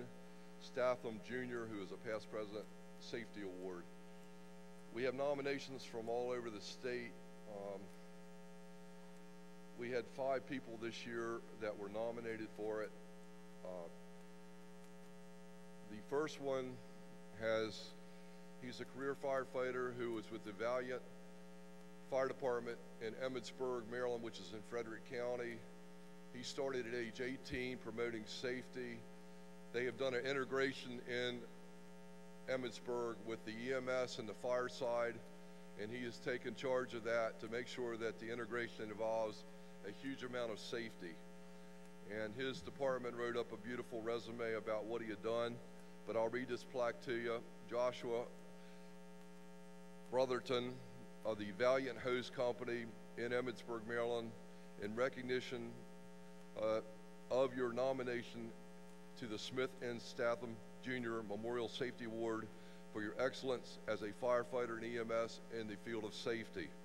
It's presented today's date by myself as chairman, and sir, from reading it, it's well deserved.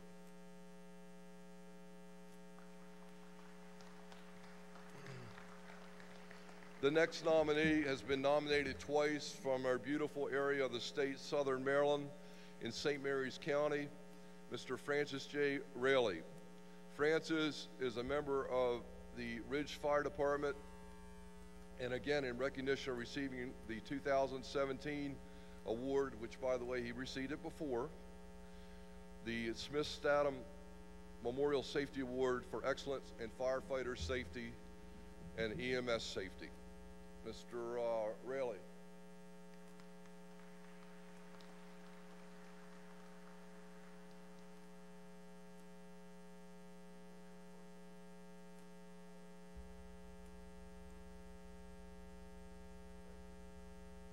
Thank you, sir. By the way, the committee, I need to recognize these fellas. This is just part of our huge safety committee, but we try to have representation from the entire state of Maryland.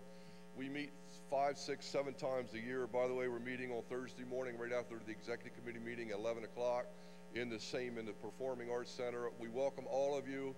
Anyone that wants to be on the safety committee in our state, again, we're trying to get all 23 counties represented. Come see me or a member of the safety committee, and we would be honored to have you. We're really trying to disseminate information throughout the state on what we're doing and addressing current issues. I will not waste your time, I promise. The next nomination has already received the award, not once, but twice. And for the 3rd time, I'm so honored to give this award. This man doesn't stop when it comes to firefighter safety, and his name is Philip R. Cooper. Phil is from St. Mary's County, retired deputy sheriff. He has been instrumental in everything, including what recently happened with, God bless, with the school shooting. So Phil has been an integral part of not only safety in the Ridge Fire Department, but with the entire culture of safety in St. Mary's County. So without further ado, I'd like to introduce Mr. Phil Cooper, the recipient of the award, not once, not twice, but nominated 3 years in a row.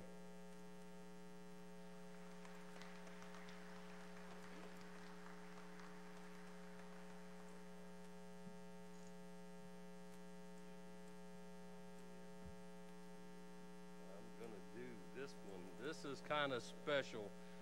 Back in the 80s, fire chief at Rockville Volunteer Fire Department, where I was the station lieutenant at a rural department, Station 33, called me and said, "You're going to get a live-in." His name's Mike Accomp, and he's a safety guy. Brother, is he a safety guy? He's been talking since the mid-'80s to me and hasn't stopped. The Ocean City Volunteer Fire Department would like to put Mike Accomp in for this very prestigious award. I would like to recognize and congratulate Michael A. Accomp.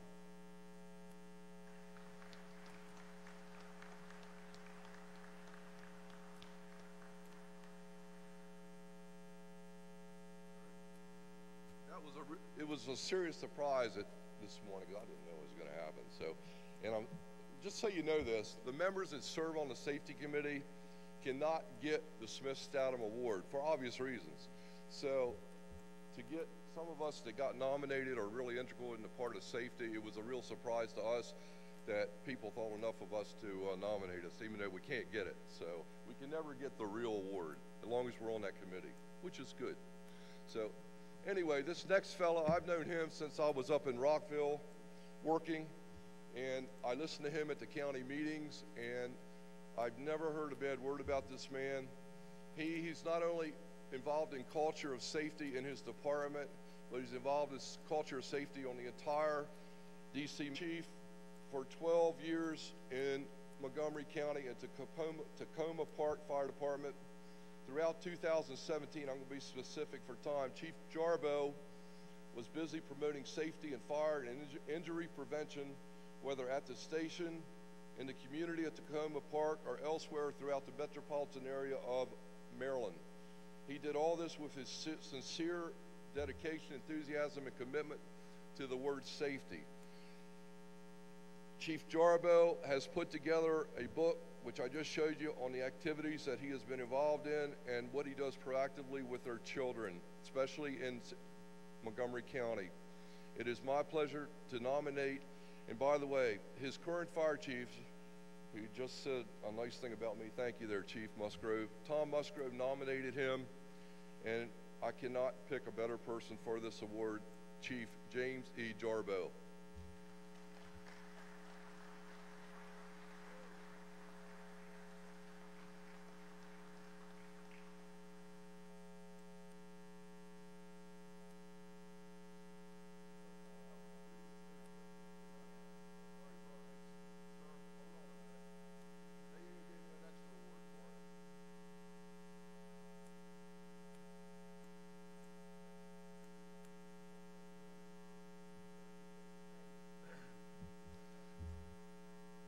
Sir, you can say anything you want. I just want to thank for this prestigious award, and also to Michael Accomp in the Safety Committee and Chief Musgrove, and also congratulate the nominees up here.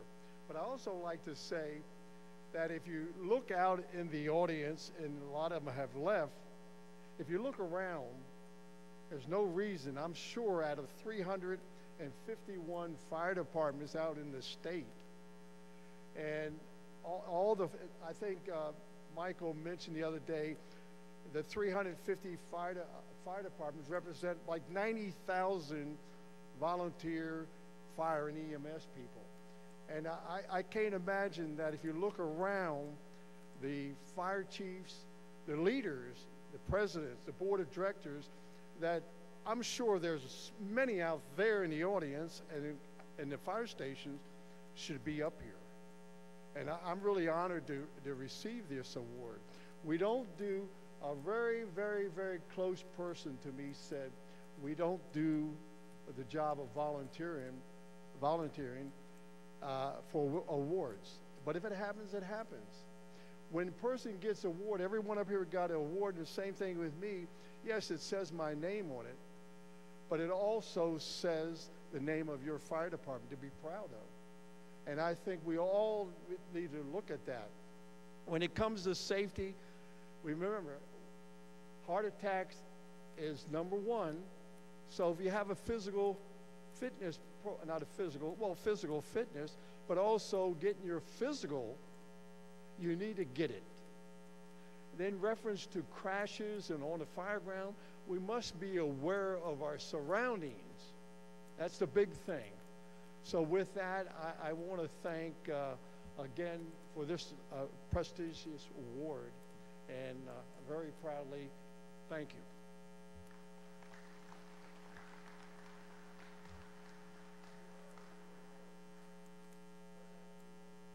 Here we are. Okay, guys, we're done. Okay. That's a wrap.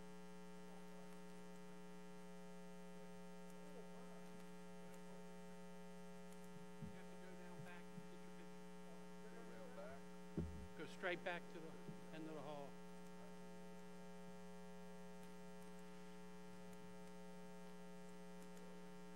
This time we'll be presenting the training award.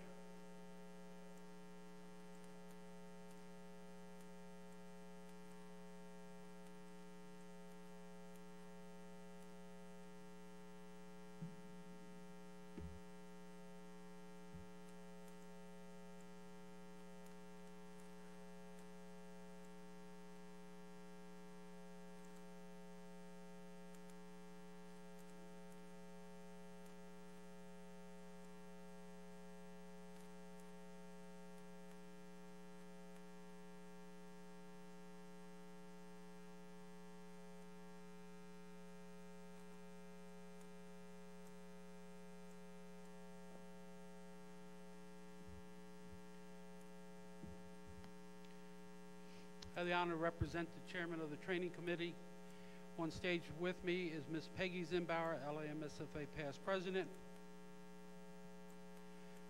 The Zimbauer Fire Safety Training Award was established in 1976 by Mr. and Mrs. Bruce Zimbauer in memory of his late parents, Mr. and Mrs. Cromwell Zimbauer of Vale, and it was accepted by the executive committee. Cromwell Zimbauer is the past president of the Maryland State Firemen's Association, a member of the training committee for many years.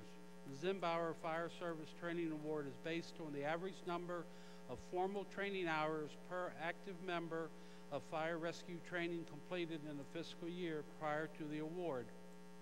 The original award was based solely on a formal training offered by MIFRE.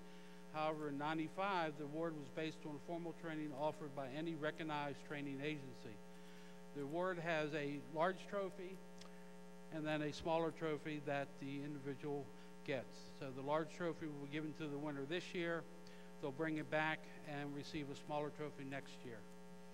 At this time, I would ask a representative from the Newmarket District Volunteer Fire Company to come up for the 2016 trophy.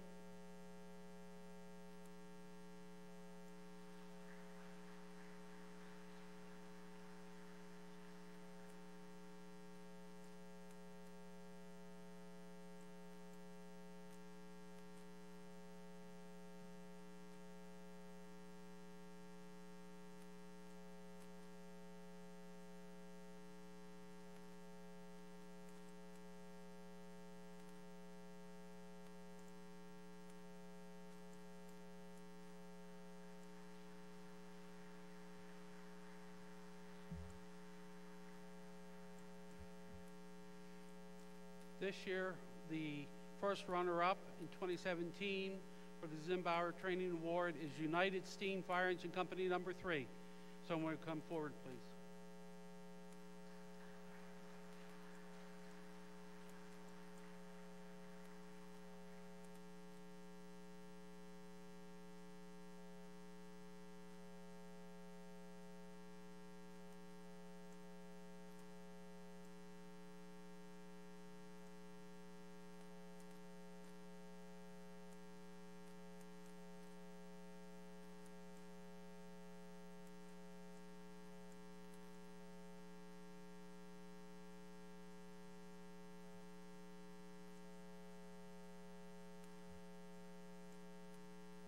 Second runner-up for 2017 Zimbar Training Award is Grace Ham Volunteer Fire Company. Someone could come forward, please, from Grace Ham.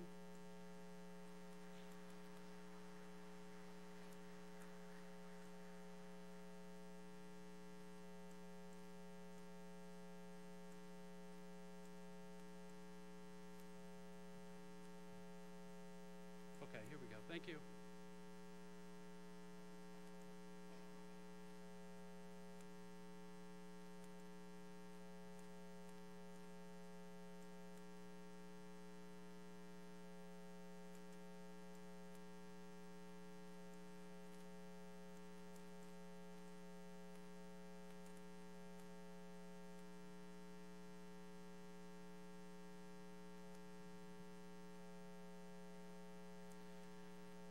Third runner-up for 2017, Independent Hose Company number 1.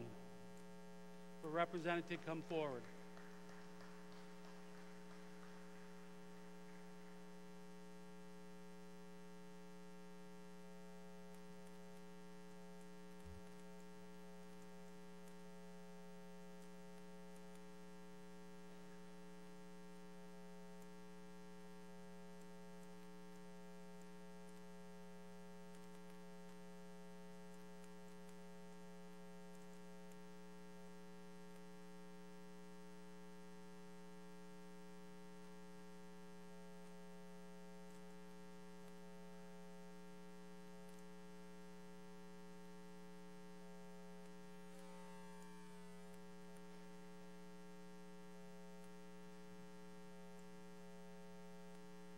And the winner of this year's award is the Newmarket District Volunteer Fire Department.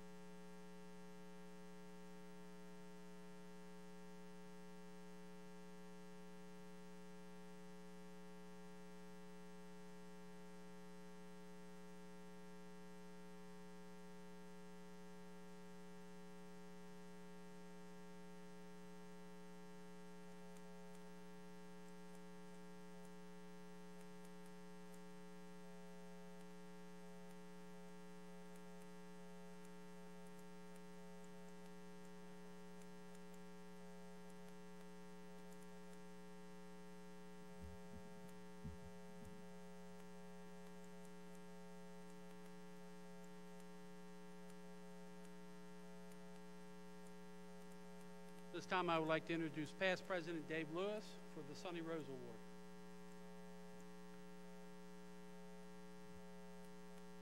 Thank you, President Bilger. I'm David Lewis, President of the Odin Volunteer Fire Company, and I'm joined on stage by Bob Rose and Bill Rose, brothers of Sonny Rose, and we're certainly honored to be here tonight to be presented a training award in Sonny's honor and remembrance. The Odin Volunteer Fire Company has a strong heritage and excellence to our community, and that's based on the training that we provide. That heritage has been institutionalized by each of our chiefs. We're represented today by Chief Emeritus Wally Donaldson in the audience, Chief Paul Gunshaw, Chief Chuck Rogers is here, and each chief that has been in charge of our company has kept on that strong excellence and training there. But certainly one individual was instrumental in continuing that heritage, was never a chief officer, but certainly instrumental to us, and that was our good friend and brother, Sonny Rose. We lost Sonny just a few years ago, but the company wanted to continue the legacy that he started by sponsoring an award in his name. This is the third year that we've had the honor to present this award to an individual from the Maryland State Firemen's Association, who also has dedicated many hours of training just as Sonny did. Hold on, I got pages of notes here. Sonny joined the Odin Volunteer Fire Company in 1963. He was an active member all the way up until his death in 2015. He served in many positions, including line officer, board member, and many other committees. But his true passion was for fire, and his fire service career was for fire, EMS, and rescue training. Starting as a field instructor for the Maryland Fire and Rescue Institute in 1977, and over 38 years as a field instructor. Taught many countless of hours across the state of Maryland, and in many days could be found at one point of the state only to be found in the evening in another portion of the state. It's certainly our honor to sponsor this award in Sonny's name, and we're proud to present this award today. And it may sound like a repeat for the award that you heard earlier for the Firefighter of the Year. Our award this year for the John E. Sonny Rose Memorial Award goes to Anthony Simonetta from the Odin Volunteer Fire Company. We're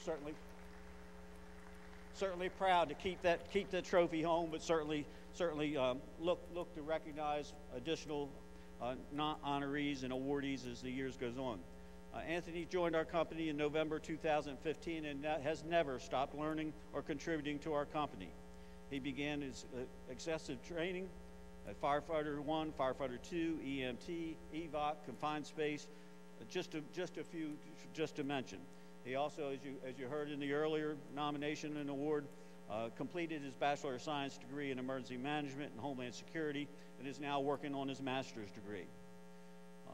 He's in 2017, as we're honoring Simonetta for this award, he completed 551 hours of training. And it's certainly our honor, and Chief, as you heard earlier, Simonetta cannot be here. He's currently in the Recruit Academy for Anne Arundel County, and Chief Paul Gunshaw is here to receive the award on behalf of Firefighter Simonetta.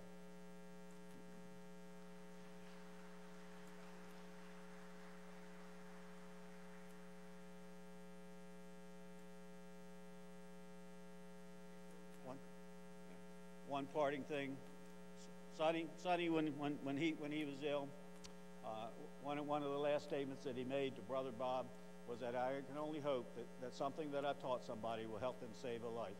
Remember that as you do your training. God bless you, Sonny, and we're glad to recognize you with this award, and congratulations to Anthony Simonetta.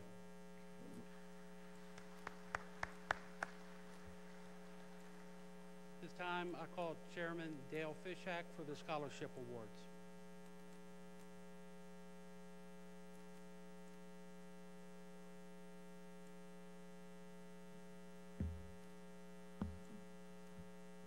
Good morning. It gives me pleasure to announce this year's scholarship recipients, but before I do that, I always like to recognize those supporting partners who help give us the funds to make the scholarships available each year. From the Maryland Committee on Trauma, Jim Brown.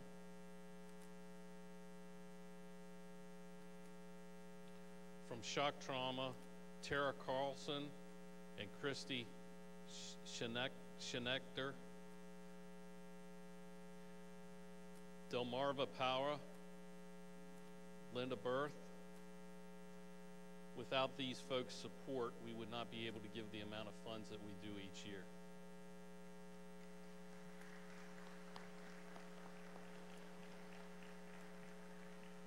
I would now like to ask my committee to come out and join me as we get ready to do the presentations.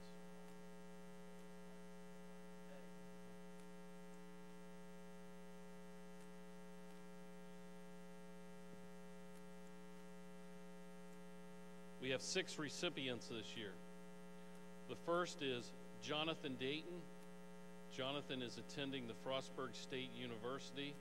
He's a member of Potomac Volunteer Fire Company in Westernport, Maryland. He is supported by the Maryland Committee on Trauma.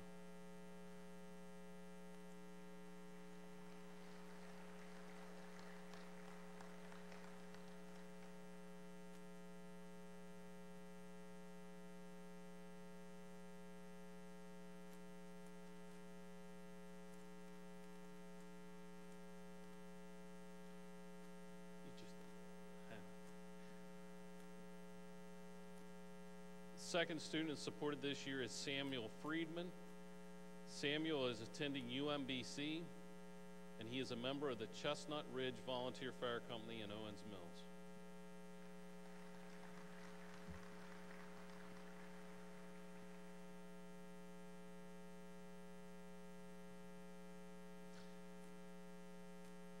Our next recipient is Stacey Holden.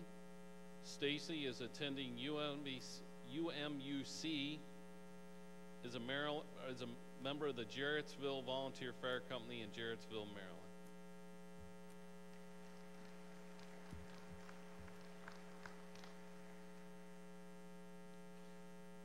Next recipient is Ryan Huber. Ryan is attending UMBC and is a member of the West Friendship Volunteer Fire Department.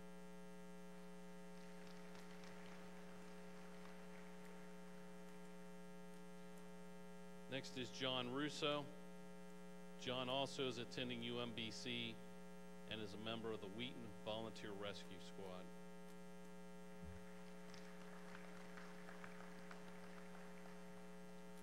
And our final recipient for this year is Nathan Sarasitis. Nathan is attending UMBC and is a member of the Borough Volunteer Fire Department.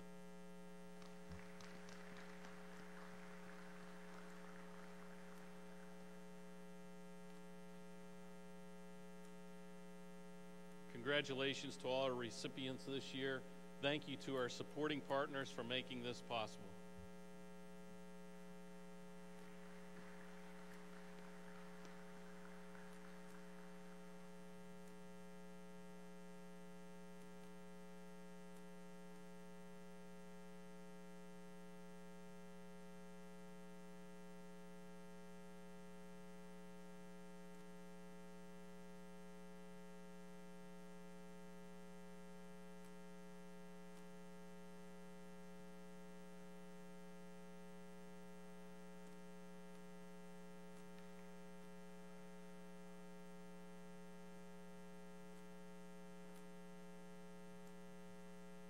Time, I would like to introduce Joe Chornock for Family Appreciation Awards.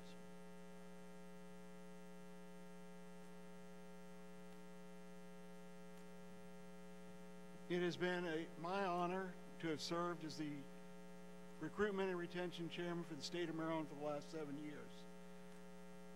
The Recruitment and Retention Committee feels very strongly about succession planning. And over the last 6 months, we have worked to put into place a new chairman of Recruitment and Retention. And I would like to introduce you to Joseph Larson Sr. He will be the new chair of Recruitment and Retention.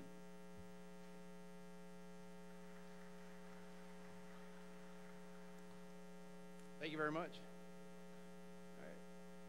So the Recruitment and Retention Committee awards a family recognition award. It's also to honor the family, and believe me, the family also serves along with the member.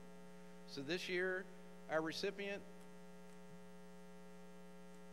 is from the Arbutus Volunteer Fire Department. The member joined in March of 2000 and actually married into the fire service. Met his wife, and his wife was already a member of Arbutus, and their family, a member of the Arbutus Fire Department and the auxiliary. So our recipient quickly became active, qualifying as firefighter and emergency responder, and served as vice president of the company. The recipient of the family appreciation is Stephen Gower and family. Would you please come forward?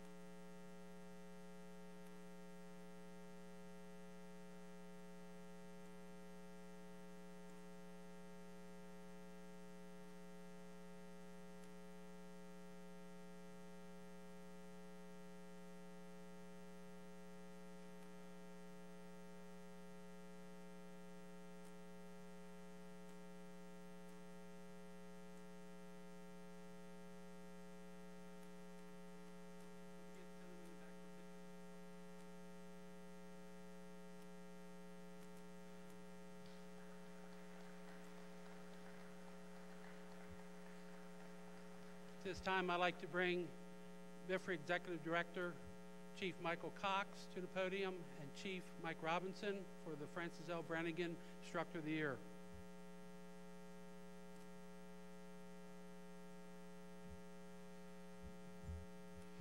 Thank you, President Bilger. Good morning, everybody. Chief Robinson and I are honored to be here today to present the Francis L. Brannigan Instructor of the Year Award. This award is a joint venture between the Maryland Fire Rescue Institute and the Maryland Fire Service Professional Qualifications Board. It's given to recognize individuals who have demonstrated outstanding instructional abilities, accomplishments, and selfless contributions in the emergency services fields. This year's recipient is an educator. History of education has started long before her formal recognition as an emergency services instructor. While growing up as part of a well-respected fire service family, she served for 5 years as a fire prevention queen, representing the Brentwood and Brandywine volunteer fire departments in Prince George's County. She continued to serve through the MSFA at the state level as runner-up for State Miss Fire Prevention, where she took advantage of opportunities to educate the public with regard to fire prevention concepts.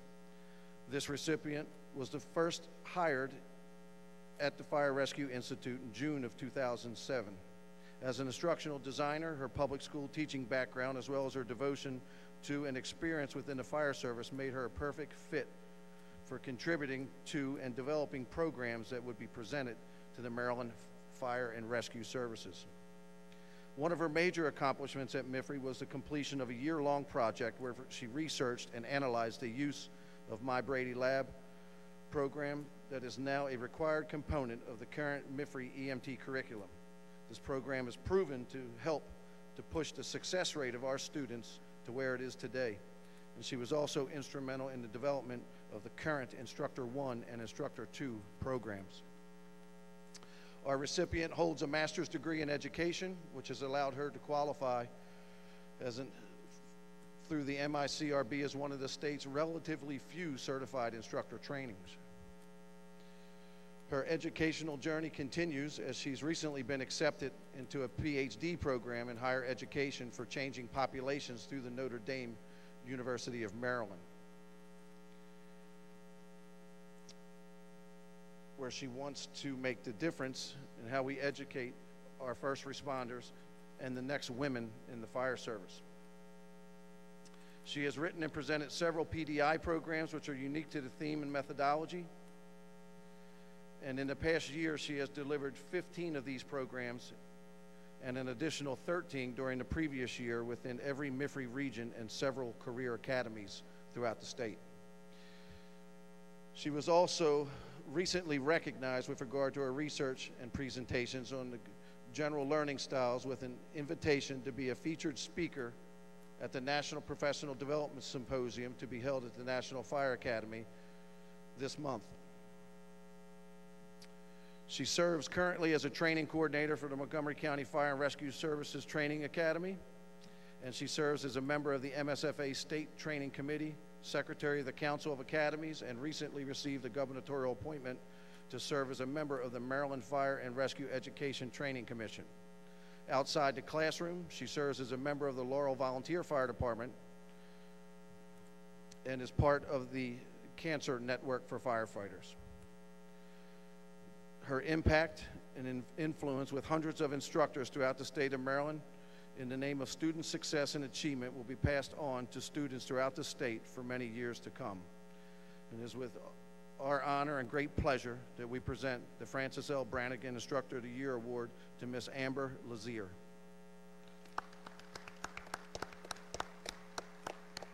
Oh good, she can come up the front. Okay. Come on, lady, come out here with us.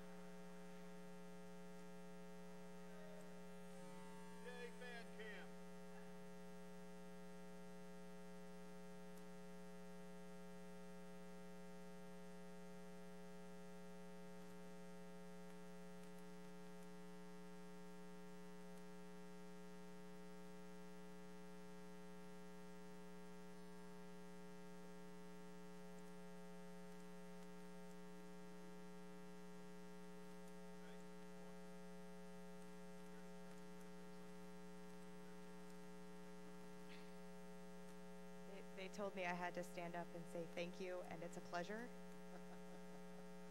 They say I like to talk. I just like to talk to instructors, but thank you again. Good deal.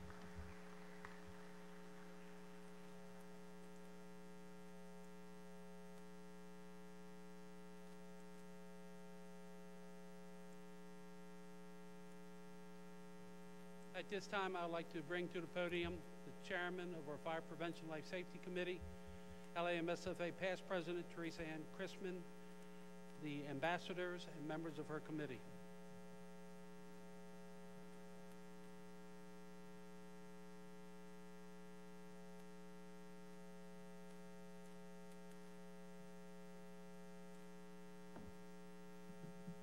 Well, hello, everybody.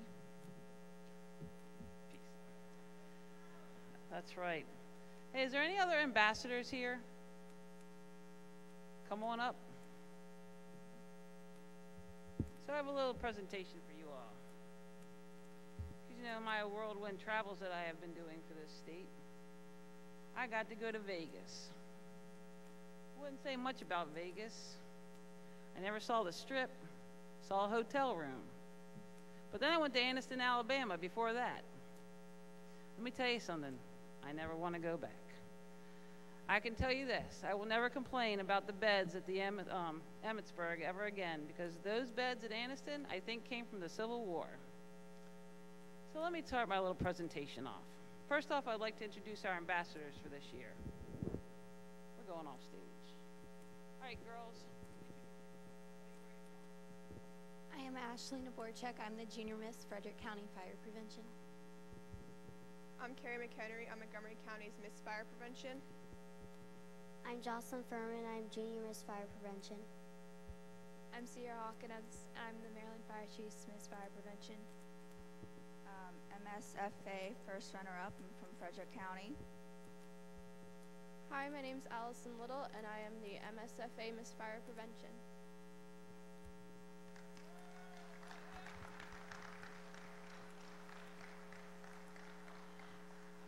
If you all were here Sunday, you would have seen a lot more kids. We had a great presentation, and we greatly appreciate everybody that's doing these efforts. So if I could start my slideshow. Hello? Slideshow? Something? Okay. They're busy. You can find our lovely report in the convention book. It's a couple pages long. It also has a couple things in there that we've done for you all. And if you go to the MSFA's website under fire prevention, you would clearly see all the things that we've been doing for you all as a committee. You know, we've had several meetings this past year. We've done a lot of different things. We've worked out so much to ensure that you all have those places to go. So our meetings were conducted at Prince George's County in the Cranford Graves Fire Service Building in July. We went to Abington's Fire Department. Lake Shore, we ended up having to cancel that due to the funeral for past President Leonard King, who was very supportive of our committee. Our committee also supported the MSFA and MIFRE, the Maryland Fire Weekend, and MIFRE College Park at the University of Maryland in March. And we went to United Communities Volunteer Fire Department in May, where we were graciously given crab cakes for lunch. So that was a good thing. So if you go to the website, you'll see that we've had several tip sheets produced. We have the burn safety for children and adults, carbon monoxide, Christmas tree safety, close the door safety, hoarding safety, fire escape plans, holiday safety, pet safety, senior safety, smoke alarms and the Maryland laws, so you can clearly understand what we're doing, space heater safety, sprinkler safety, the statewide community risk reduction weekends, and we also have turkey fryers on there. Turkey fryers is a big thing for a lot of people. We also include winter safety. We try to change them and add the messages as we go on, so we really want everybody to see what's happening. We are always committed to you guys, so whatever we can do to help and support your stuff, we would likely to help you too. We do have several things that we are allowed to take around the state that give great importance, and if you go outside to the main part of the convention center, you'll see the thermal temperature gauge that's in the side of a car. Yesterday, the highest the temperature got was 161 inside, and it was 82 degrees outside. So that clearly shows you the technology of these cars are keeping the air really tight in the car, and it's not allowing people. So that's our biggest message there. We have 3 in the state, 1 in the region for Prince George's and Southern Maryland. We have 1 in Baltimore, and then we have 1 in MIMS has 1, and then we're going to try to get 1 for the western area to be housed out of the hospital up there, so we really have that too. We'd also like to thank Fire Marshal Geraci for all your support and your commitment to this committee. We greatly appreciate your efforts. We try to stand there for you when you need us. And we really, as you said yesterday, it was hurting when stuff happened for you guys. Our committee is always committed to you, and we're committed to whatever you need legally. And if we have to go to a bar, I'm there for you. So we just really want to be there for you as much as possible for your team. Our committee is a big committee in a sense. We're all around the state. We try to look for new people. So if you are interested, please let us know. We would really like to get more people on this because it is an overall action. I always say it takes one conversation to spark an idea, to spark that person to realize what they need to do to make their community safer. So please, I can't say thank you enough to everybody in their support. And we just want to make sure that you all have the resources and tools. So going back to NFPA in Las Vegas, I was able to attend this year for the state, and we met with United States Fire Administration, NFPA, and Vision 2020 in the last couple of months. So from this, I'd like to go through some of the things that they brought us to. So the NFPA is really trying to advance some things for us for community risk reduction. They're taking on the tasks. They've written codes. They've increased the resources. They have a tool site there, which is free of charge. Everything that I'm talking to you today is free of charge to all the departments. You do not need a subscription to the NFPA. You do not need anything to help you buy anything. They're not going to push you to buy anything. And they really want this message to get out there as much as possible. Their public education site, if you go on to their section, you'll see this area. Then you will see the resource manuals and tools, all these things listed, and I know it's kind of hard. We will put this on the website for everybody, but all these are things that they've created along with everybody else to make sure that they have messages. This year's fire prevention program has been announced as Look, Listen, and Learn. It's really important to understand that this is the message this year. Our message will be through October 7th through the 13th. They changed this up. They have a new character that they've introduced, and this is all the things that they've given us. In about a week and a half from now, they will be updating the whole website. You can kind of see what they're doing now for the action items, but they have all these resources and tools that you'll be able to download for free. You can purchase the kit, which is all in color, and that stuff will be made available, but really the good thing is all this stuff is free. This is what they have on here. You'll see the different aspects from there, and then you'll be able to go through the resources and pull what you need. They do have it broken down to different tools and stuff. And then the campaign was Look, Listen, Learn, Be Aware. Fire can happen anywhere. Works to educate about 3 basics but essential steps to reduce the likelihood of having a fire and how to escape safely in an event of one. The look for places that fire could start. Look for those hidden hazards around your home. Listen, you want to listen for your smoke alarms, and learn, always having 2 ways out. So that's the messages that they're going to be doing. They've created cartoons and interactive items that you can actually download those also, and you can put them on your websites. And they also have made GIFs and TIFFs so that you can actually put them, if you have an electronic signboard, you can download all that stuff too. So when that portal is available, we will convert that to our site so that you will easily be able to go to their links without any issues. So moving on to Vision 2020, myself and Jim Resnick, we actually attended the last symposium in Reston, Virginia, and they have introduced new things for us also. If you think Vision 2020, we spoke about that before. They've been a great resource for community risk reduction. They've had the grants and the tools, and they have us for that. We have a site that you can go to, you can download, you can go to these places. If you ever want to create something, they have a materials generator. So if you're thinking about making a bookmark or a door hanger, they have it English and Spanish, and they've actually integrated a whole bunch of different resources into that also. just to give you an idea, there's so many cultural changes happening where I live. I'm dealing with Serbian, Afghanistan, and Iraqi refugees. So when I'm dealing with them, they all can't be in the same room because of issues. So 3 times a month, I will go to a certain location in the county, and I will actually help them. They've created information in their language that has helped us, and we told them that we're seeing this, so they took that step and allowed us. So if you have that type of issue going on for you, there's a great resource that can help you. Another great thing that they've included is through IFSTA. You can go online, a training, you get credits. They are trying to figure out how you can take those credits back to a university in your own area. For us, the University of Maryland. Or if you go to Towson or any of those things, it's class credits. That's through Oklahoma, and they're trying to figure out a way to branch it out so you can turn that into your college credits if you need to, or if you need continuing education, this is a good site and resource for you also.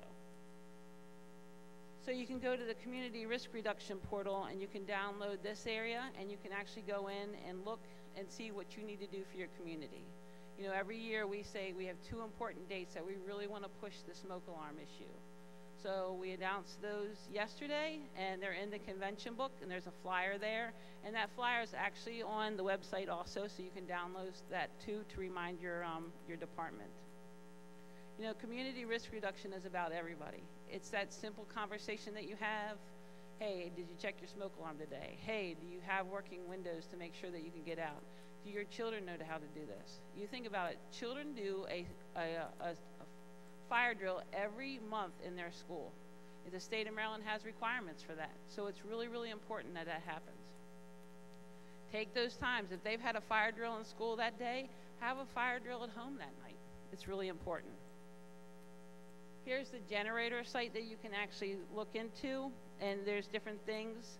You tailor it to you. You can even download your own seal, your department's information on there.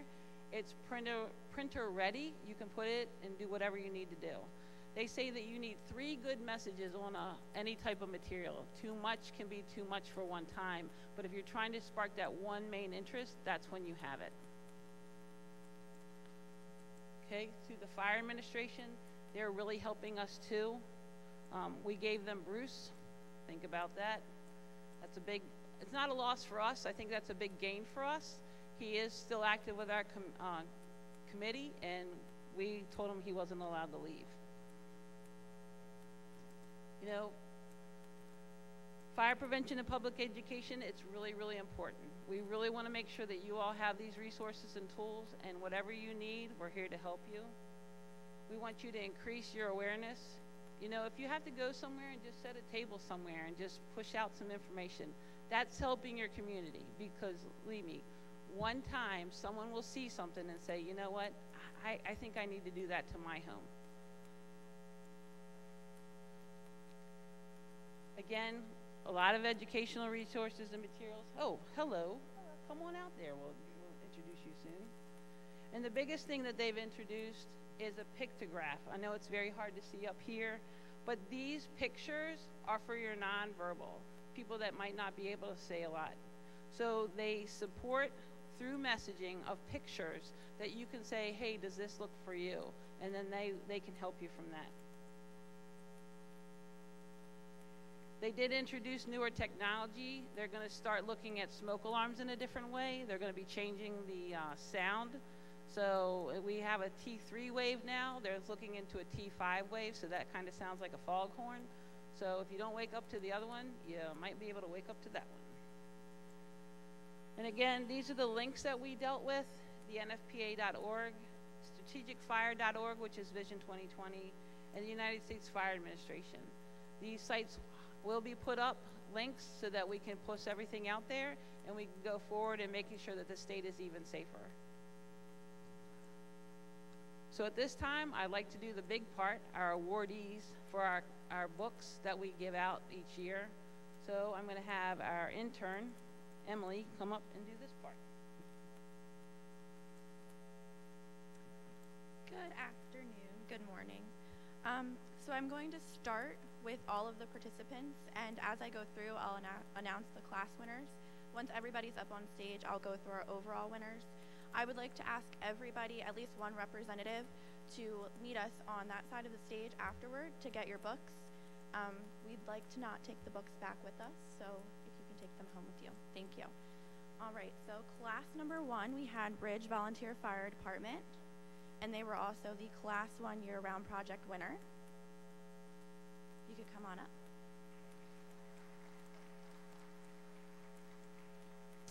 Class number 2, we had, for the year-round project, Benedict Volunteer Fire Department and Rescue Squad. You could come on up. They were also the Class 2 year-round project winner.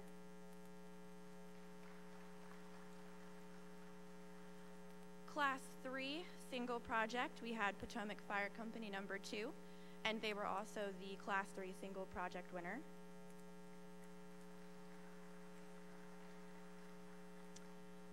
Class 3 year-round project, we had Leonardtown Volunteer Fire Department, Newburgh Volunteer Rescue Squad and Fire Department, 7th District Volunteer Fire Department, and Jefferson Volunteer Fire Company. Jefferson Volunteer Fire Company was also the Class 3 year-round project winner.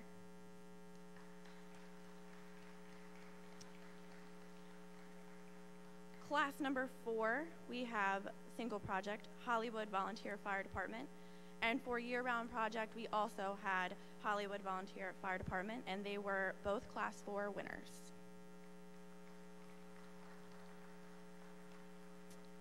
Class number 5, single project, we had Mechanicsville Volunteer Fire Department Incorporated, and they were also the single project Class 5 winner.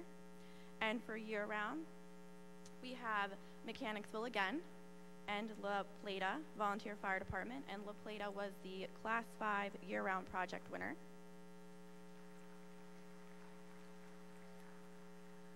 Class 6, we have La Plata again for the single project, and Bay District Volunteer Fire Department. Bay District was the single project Class 6 winner. And finally, we have the Class 6 year-round project, which was Junior Fire Company number 2, and they were also the Class 6, year-round project winner.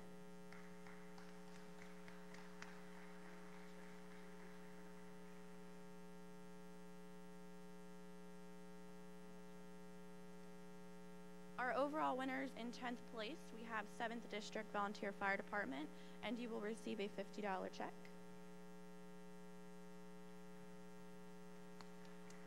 In 9th place, we have Ridge Volunteer Fire Company with $50 as well.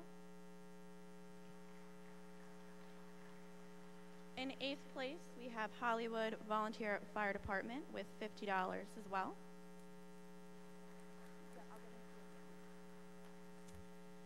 In 7th place, we have Potomac Volunteer Fire Company number 2 with $50. In 6th place, we have Jefferson Volunteer Fire Company with $50. In 5th place, we have Benedict Volunteer Fire Department and Rescue Squad with $75. In 4th place, Junior Fire Company number 2 with $75. In 3rd place, we have Bay District Volunteer Fire Department with $100. In 2nd place, we have Mechanicsville Volunteer Fire Department with $150.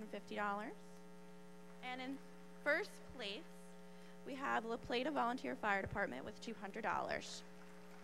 Let's give a big round of applause for all of our participants. No one is allowed to leave the stage. Don't leave yet. Don't leave yet. Stay here. Stay there. Thank you. So it is my esteemed pleasure now to introduce Bert Brenner of the Silver Spring Fire Department. Bert.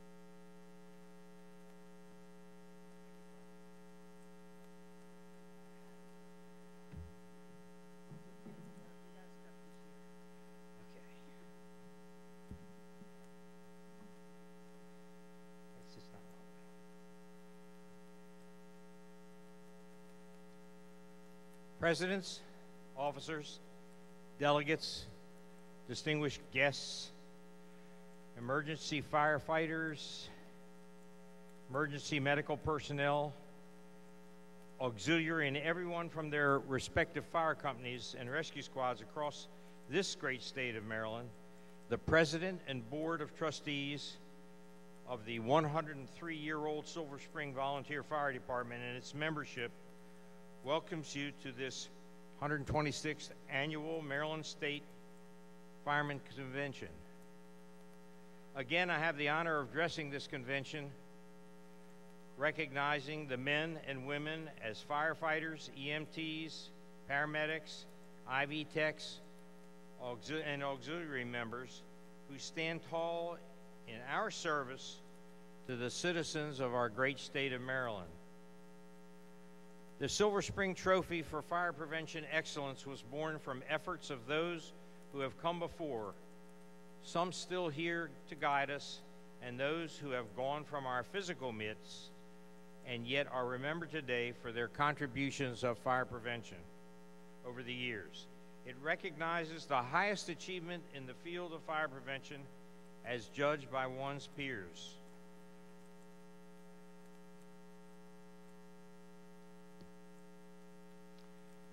Last year, the Silver Spring Volunteer Fire Department was recognized by Montgomery County for installing over 1,000 smoke detectors to residents of Silver Spring as part of our life safety unit's activities. In addition, we installed CO2 detectors and safety awake units to our needy residents. The funds were made available through a government grant which we applied for. In theory, Silver Spring could have applied for the Silver Spring Trophy, but that would be a conflict of interest. In addition, the Gaithersburg Volunteer Fire Department has participated with our installations in order to create their own life safety units. And I invite any fire department who wishes to be involved to be in touch with us. The Silver Spring Trophy singles out an outstanding member of a fire department or rescue squad who deserves individual recognition for efforts in the year 2017 in fire prevention excellence. We recognize these efforts and fresh, new, innovative ideas which bring credit to the fire service, respect to the fire company, and give honor to our state association. For excellence in the field of fire prevention, from the ranks of the auxiliary to the Maryland State Firemen's Association for the year 2017, it gives me great pleasure to present to this convention the winner of the Silver Spring Trophy for Fire Prevention Excellence from St. Mary's County, Melvin Tennyson, Bay District Volunteer Fire Department, Incorporated.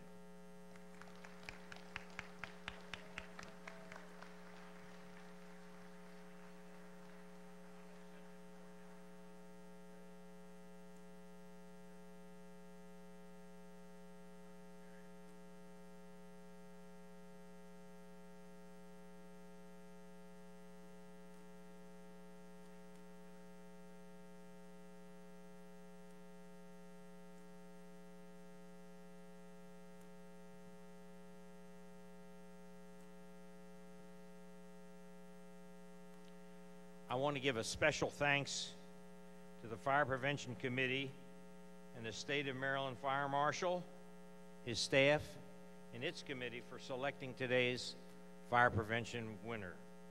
Thank you all for your kind attention this morning. Have a great convention, and let's have some innovative contributions to fire prevention program for the year 2018. Thank you again, and have a great convention.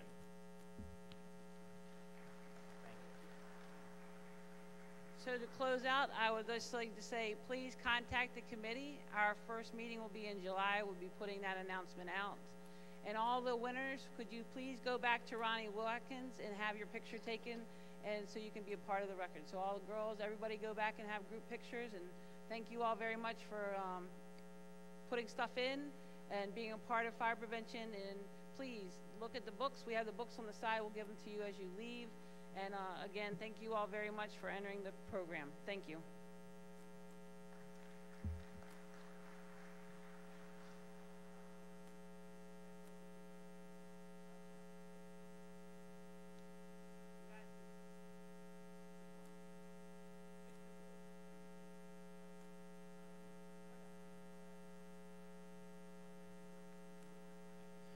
At this time, I would like to bring up Executive Co-Chair Rick Hempfield for the election results.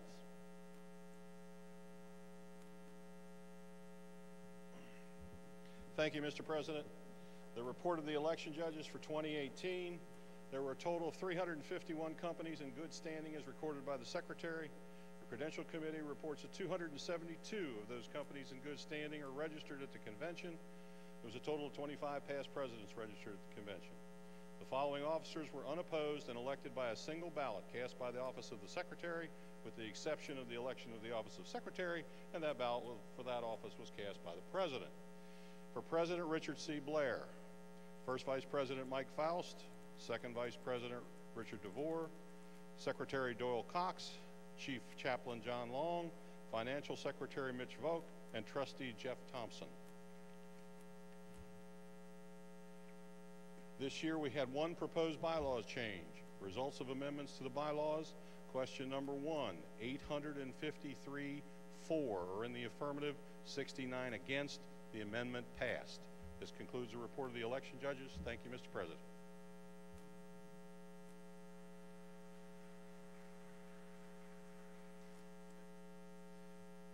Just some quick announcements. Again, there'll be training, special program tomorrow. Travis Nelson, Corporal Liaison, Maryland State Police, and Randy Linthicum, EMTP from MIMS. We have a joint installation tonight starting at 6 o'clock. All are welcome. It's at the Performing Arts Center. Also, there'll be a fundraiser for OC Fools block party at Cowboy Coast tonight starting at 6:30. Prayer breakfast tomorrow morning, 7:30 a.m., Bayfront Ballroom. The parade will start tomorrow, 1 o'clock, rain or shine. We have the 4th annual Hair of the Dalmatian 5K, sponsored by the OC Fools on Thursday. Registration 7:30. Executive Committee meeting will be on Thursday starting 9 a.m. Performing Arts Center. It's open to anyone who wishes to attend. Family Day Frontier Town will be Thursday starting at 1 o'clock. MSFA Family Night at the Boardwalk will be Thursday starting at 7 o'clock. And the golf tournament starts Friday morning, Eagles Landing. This time, we'll have the chaplain come for benediction. Also this afternoon, starting at 12 o'clock, is training for spouses, and then at 2 o'clock, training for you on how to deal with PTSD. Let us pray. Almighty God, we thank you for this morning. We thank you for all those who received awards, who served diligently in their communities. Father, we just pray for those who are out on the streets answering the call for safety. And Father, we ask you to be with us this afternoon as we go around in training events and spend time with families. And Father, be with us this evening as we install the new officers to lead this association. Be with us now as we partake of the friendship and fellowship that we enjoy while we're down here. We ask this all in your name. Amen.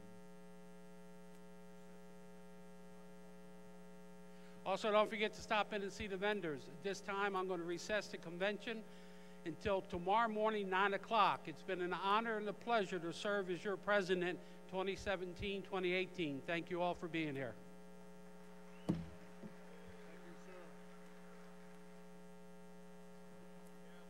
Got it. You want your announcements, or are you done with it? There you go.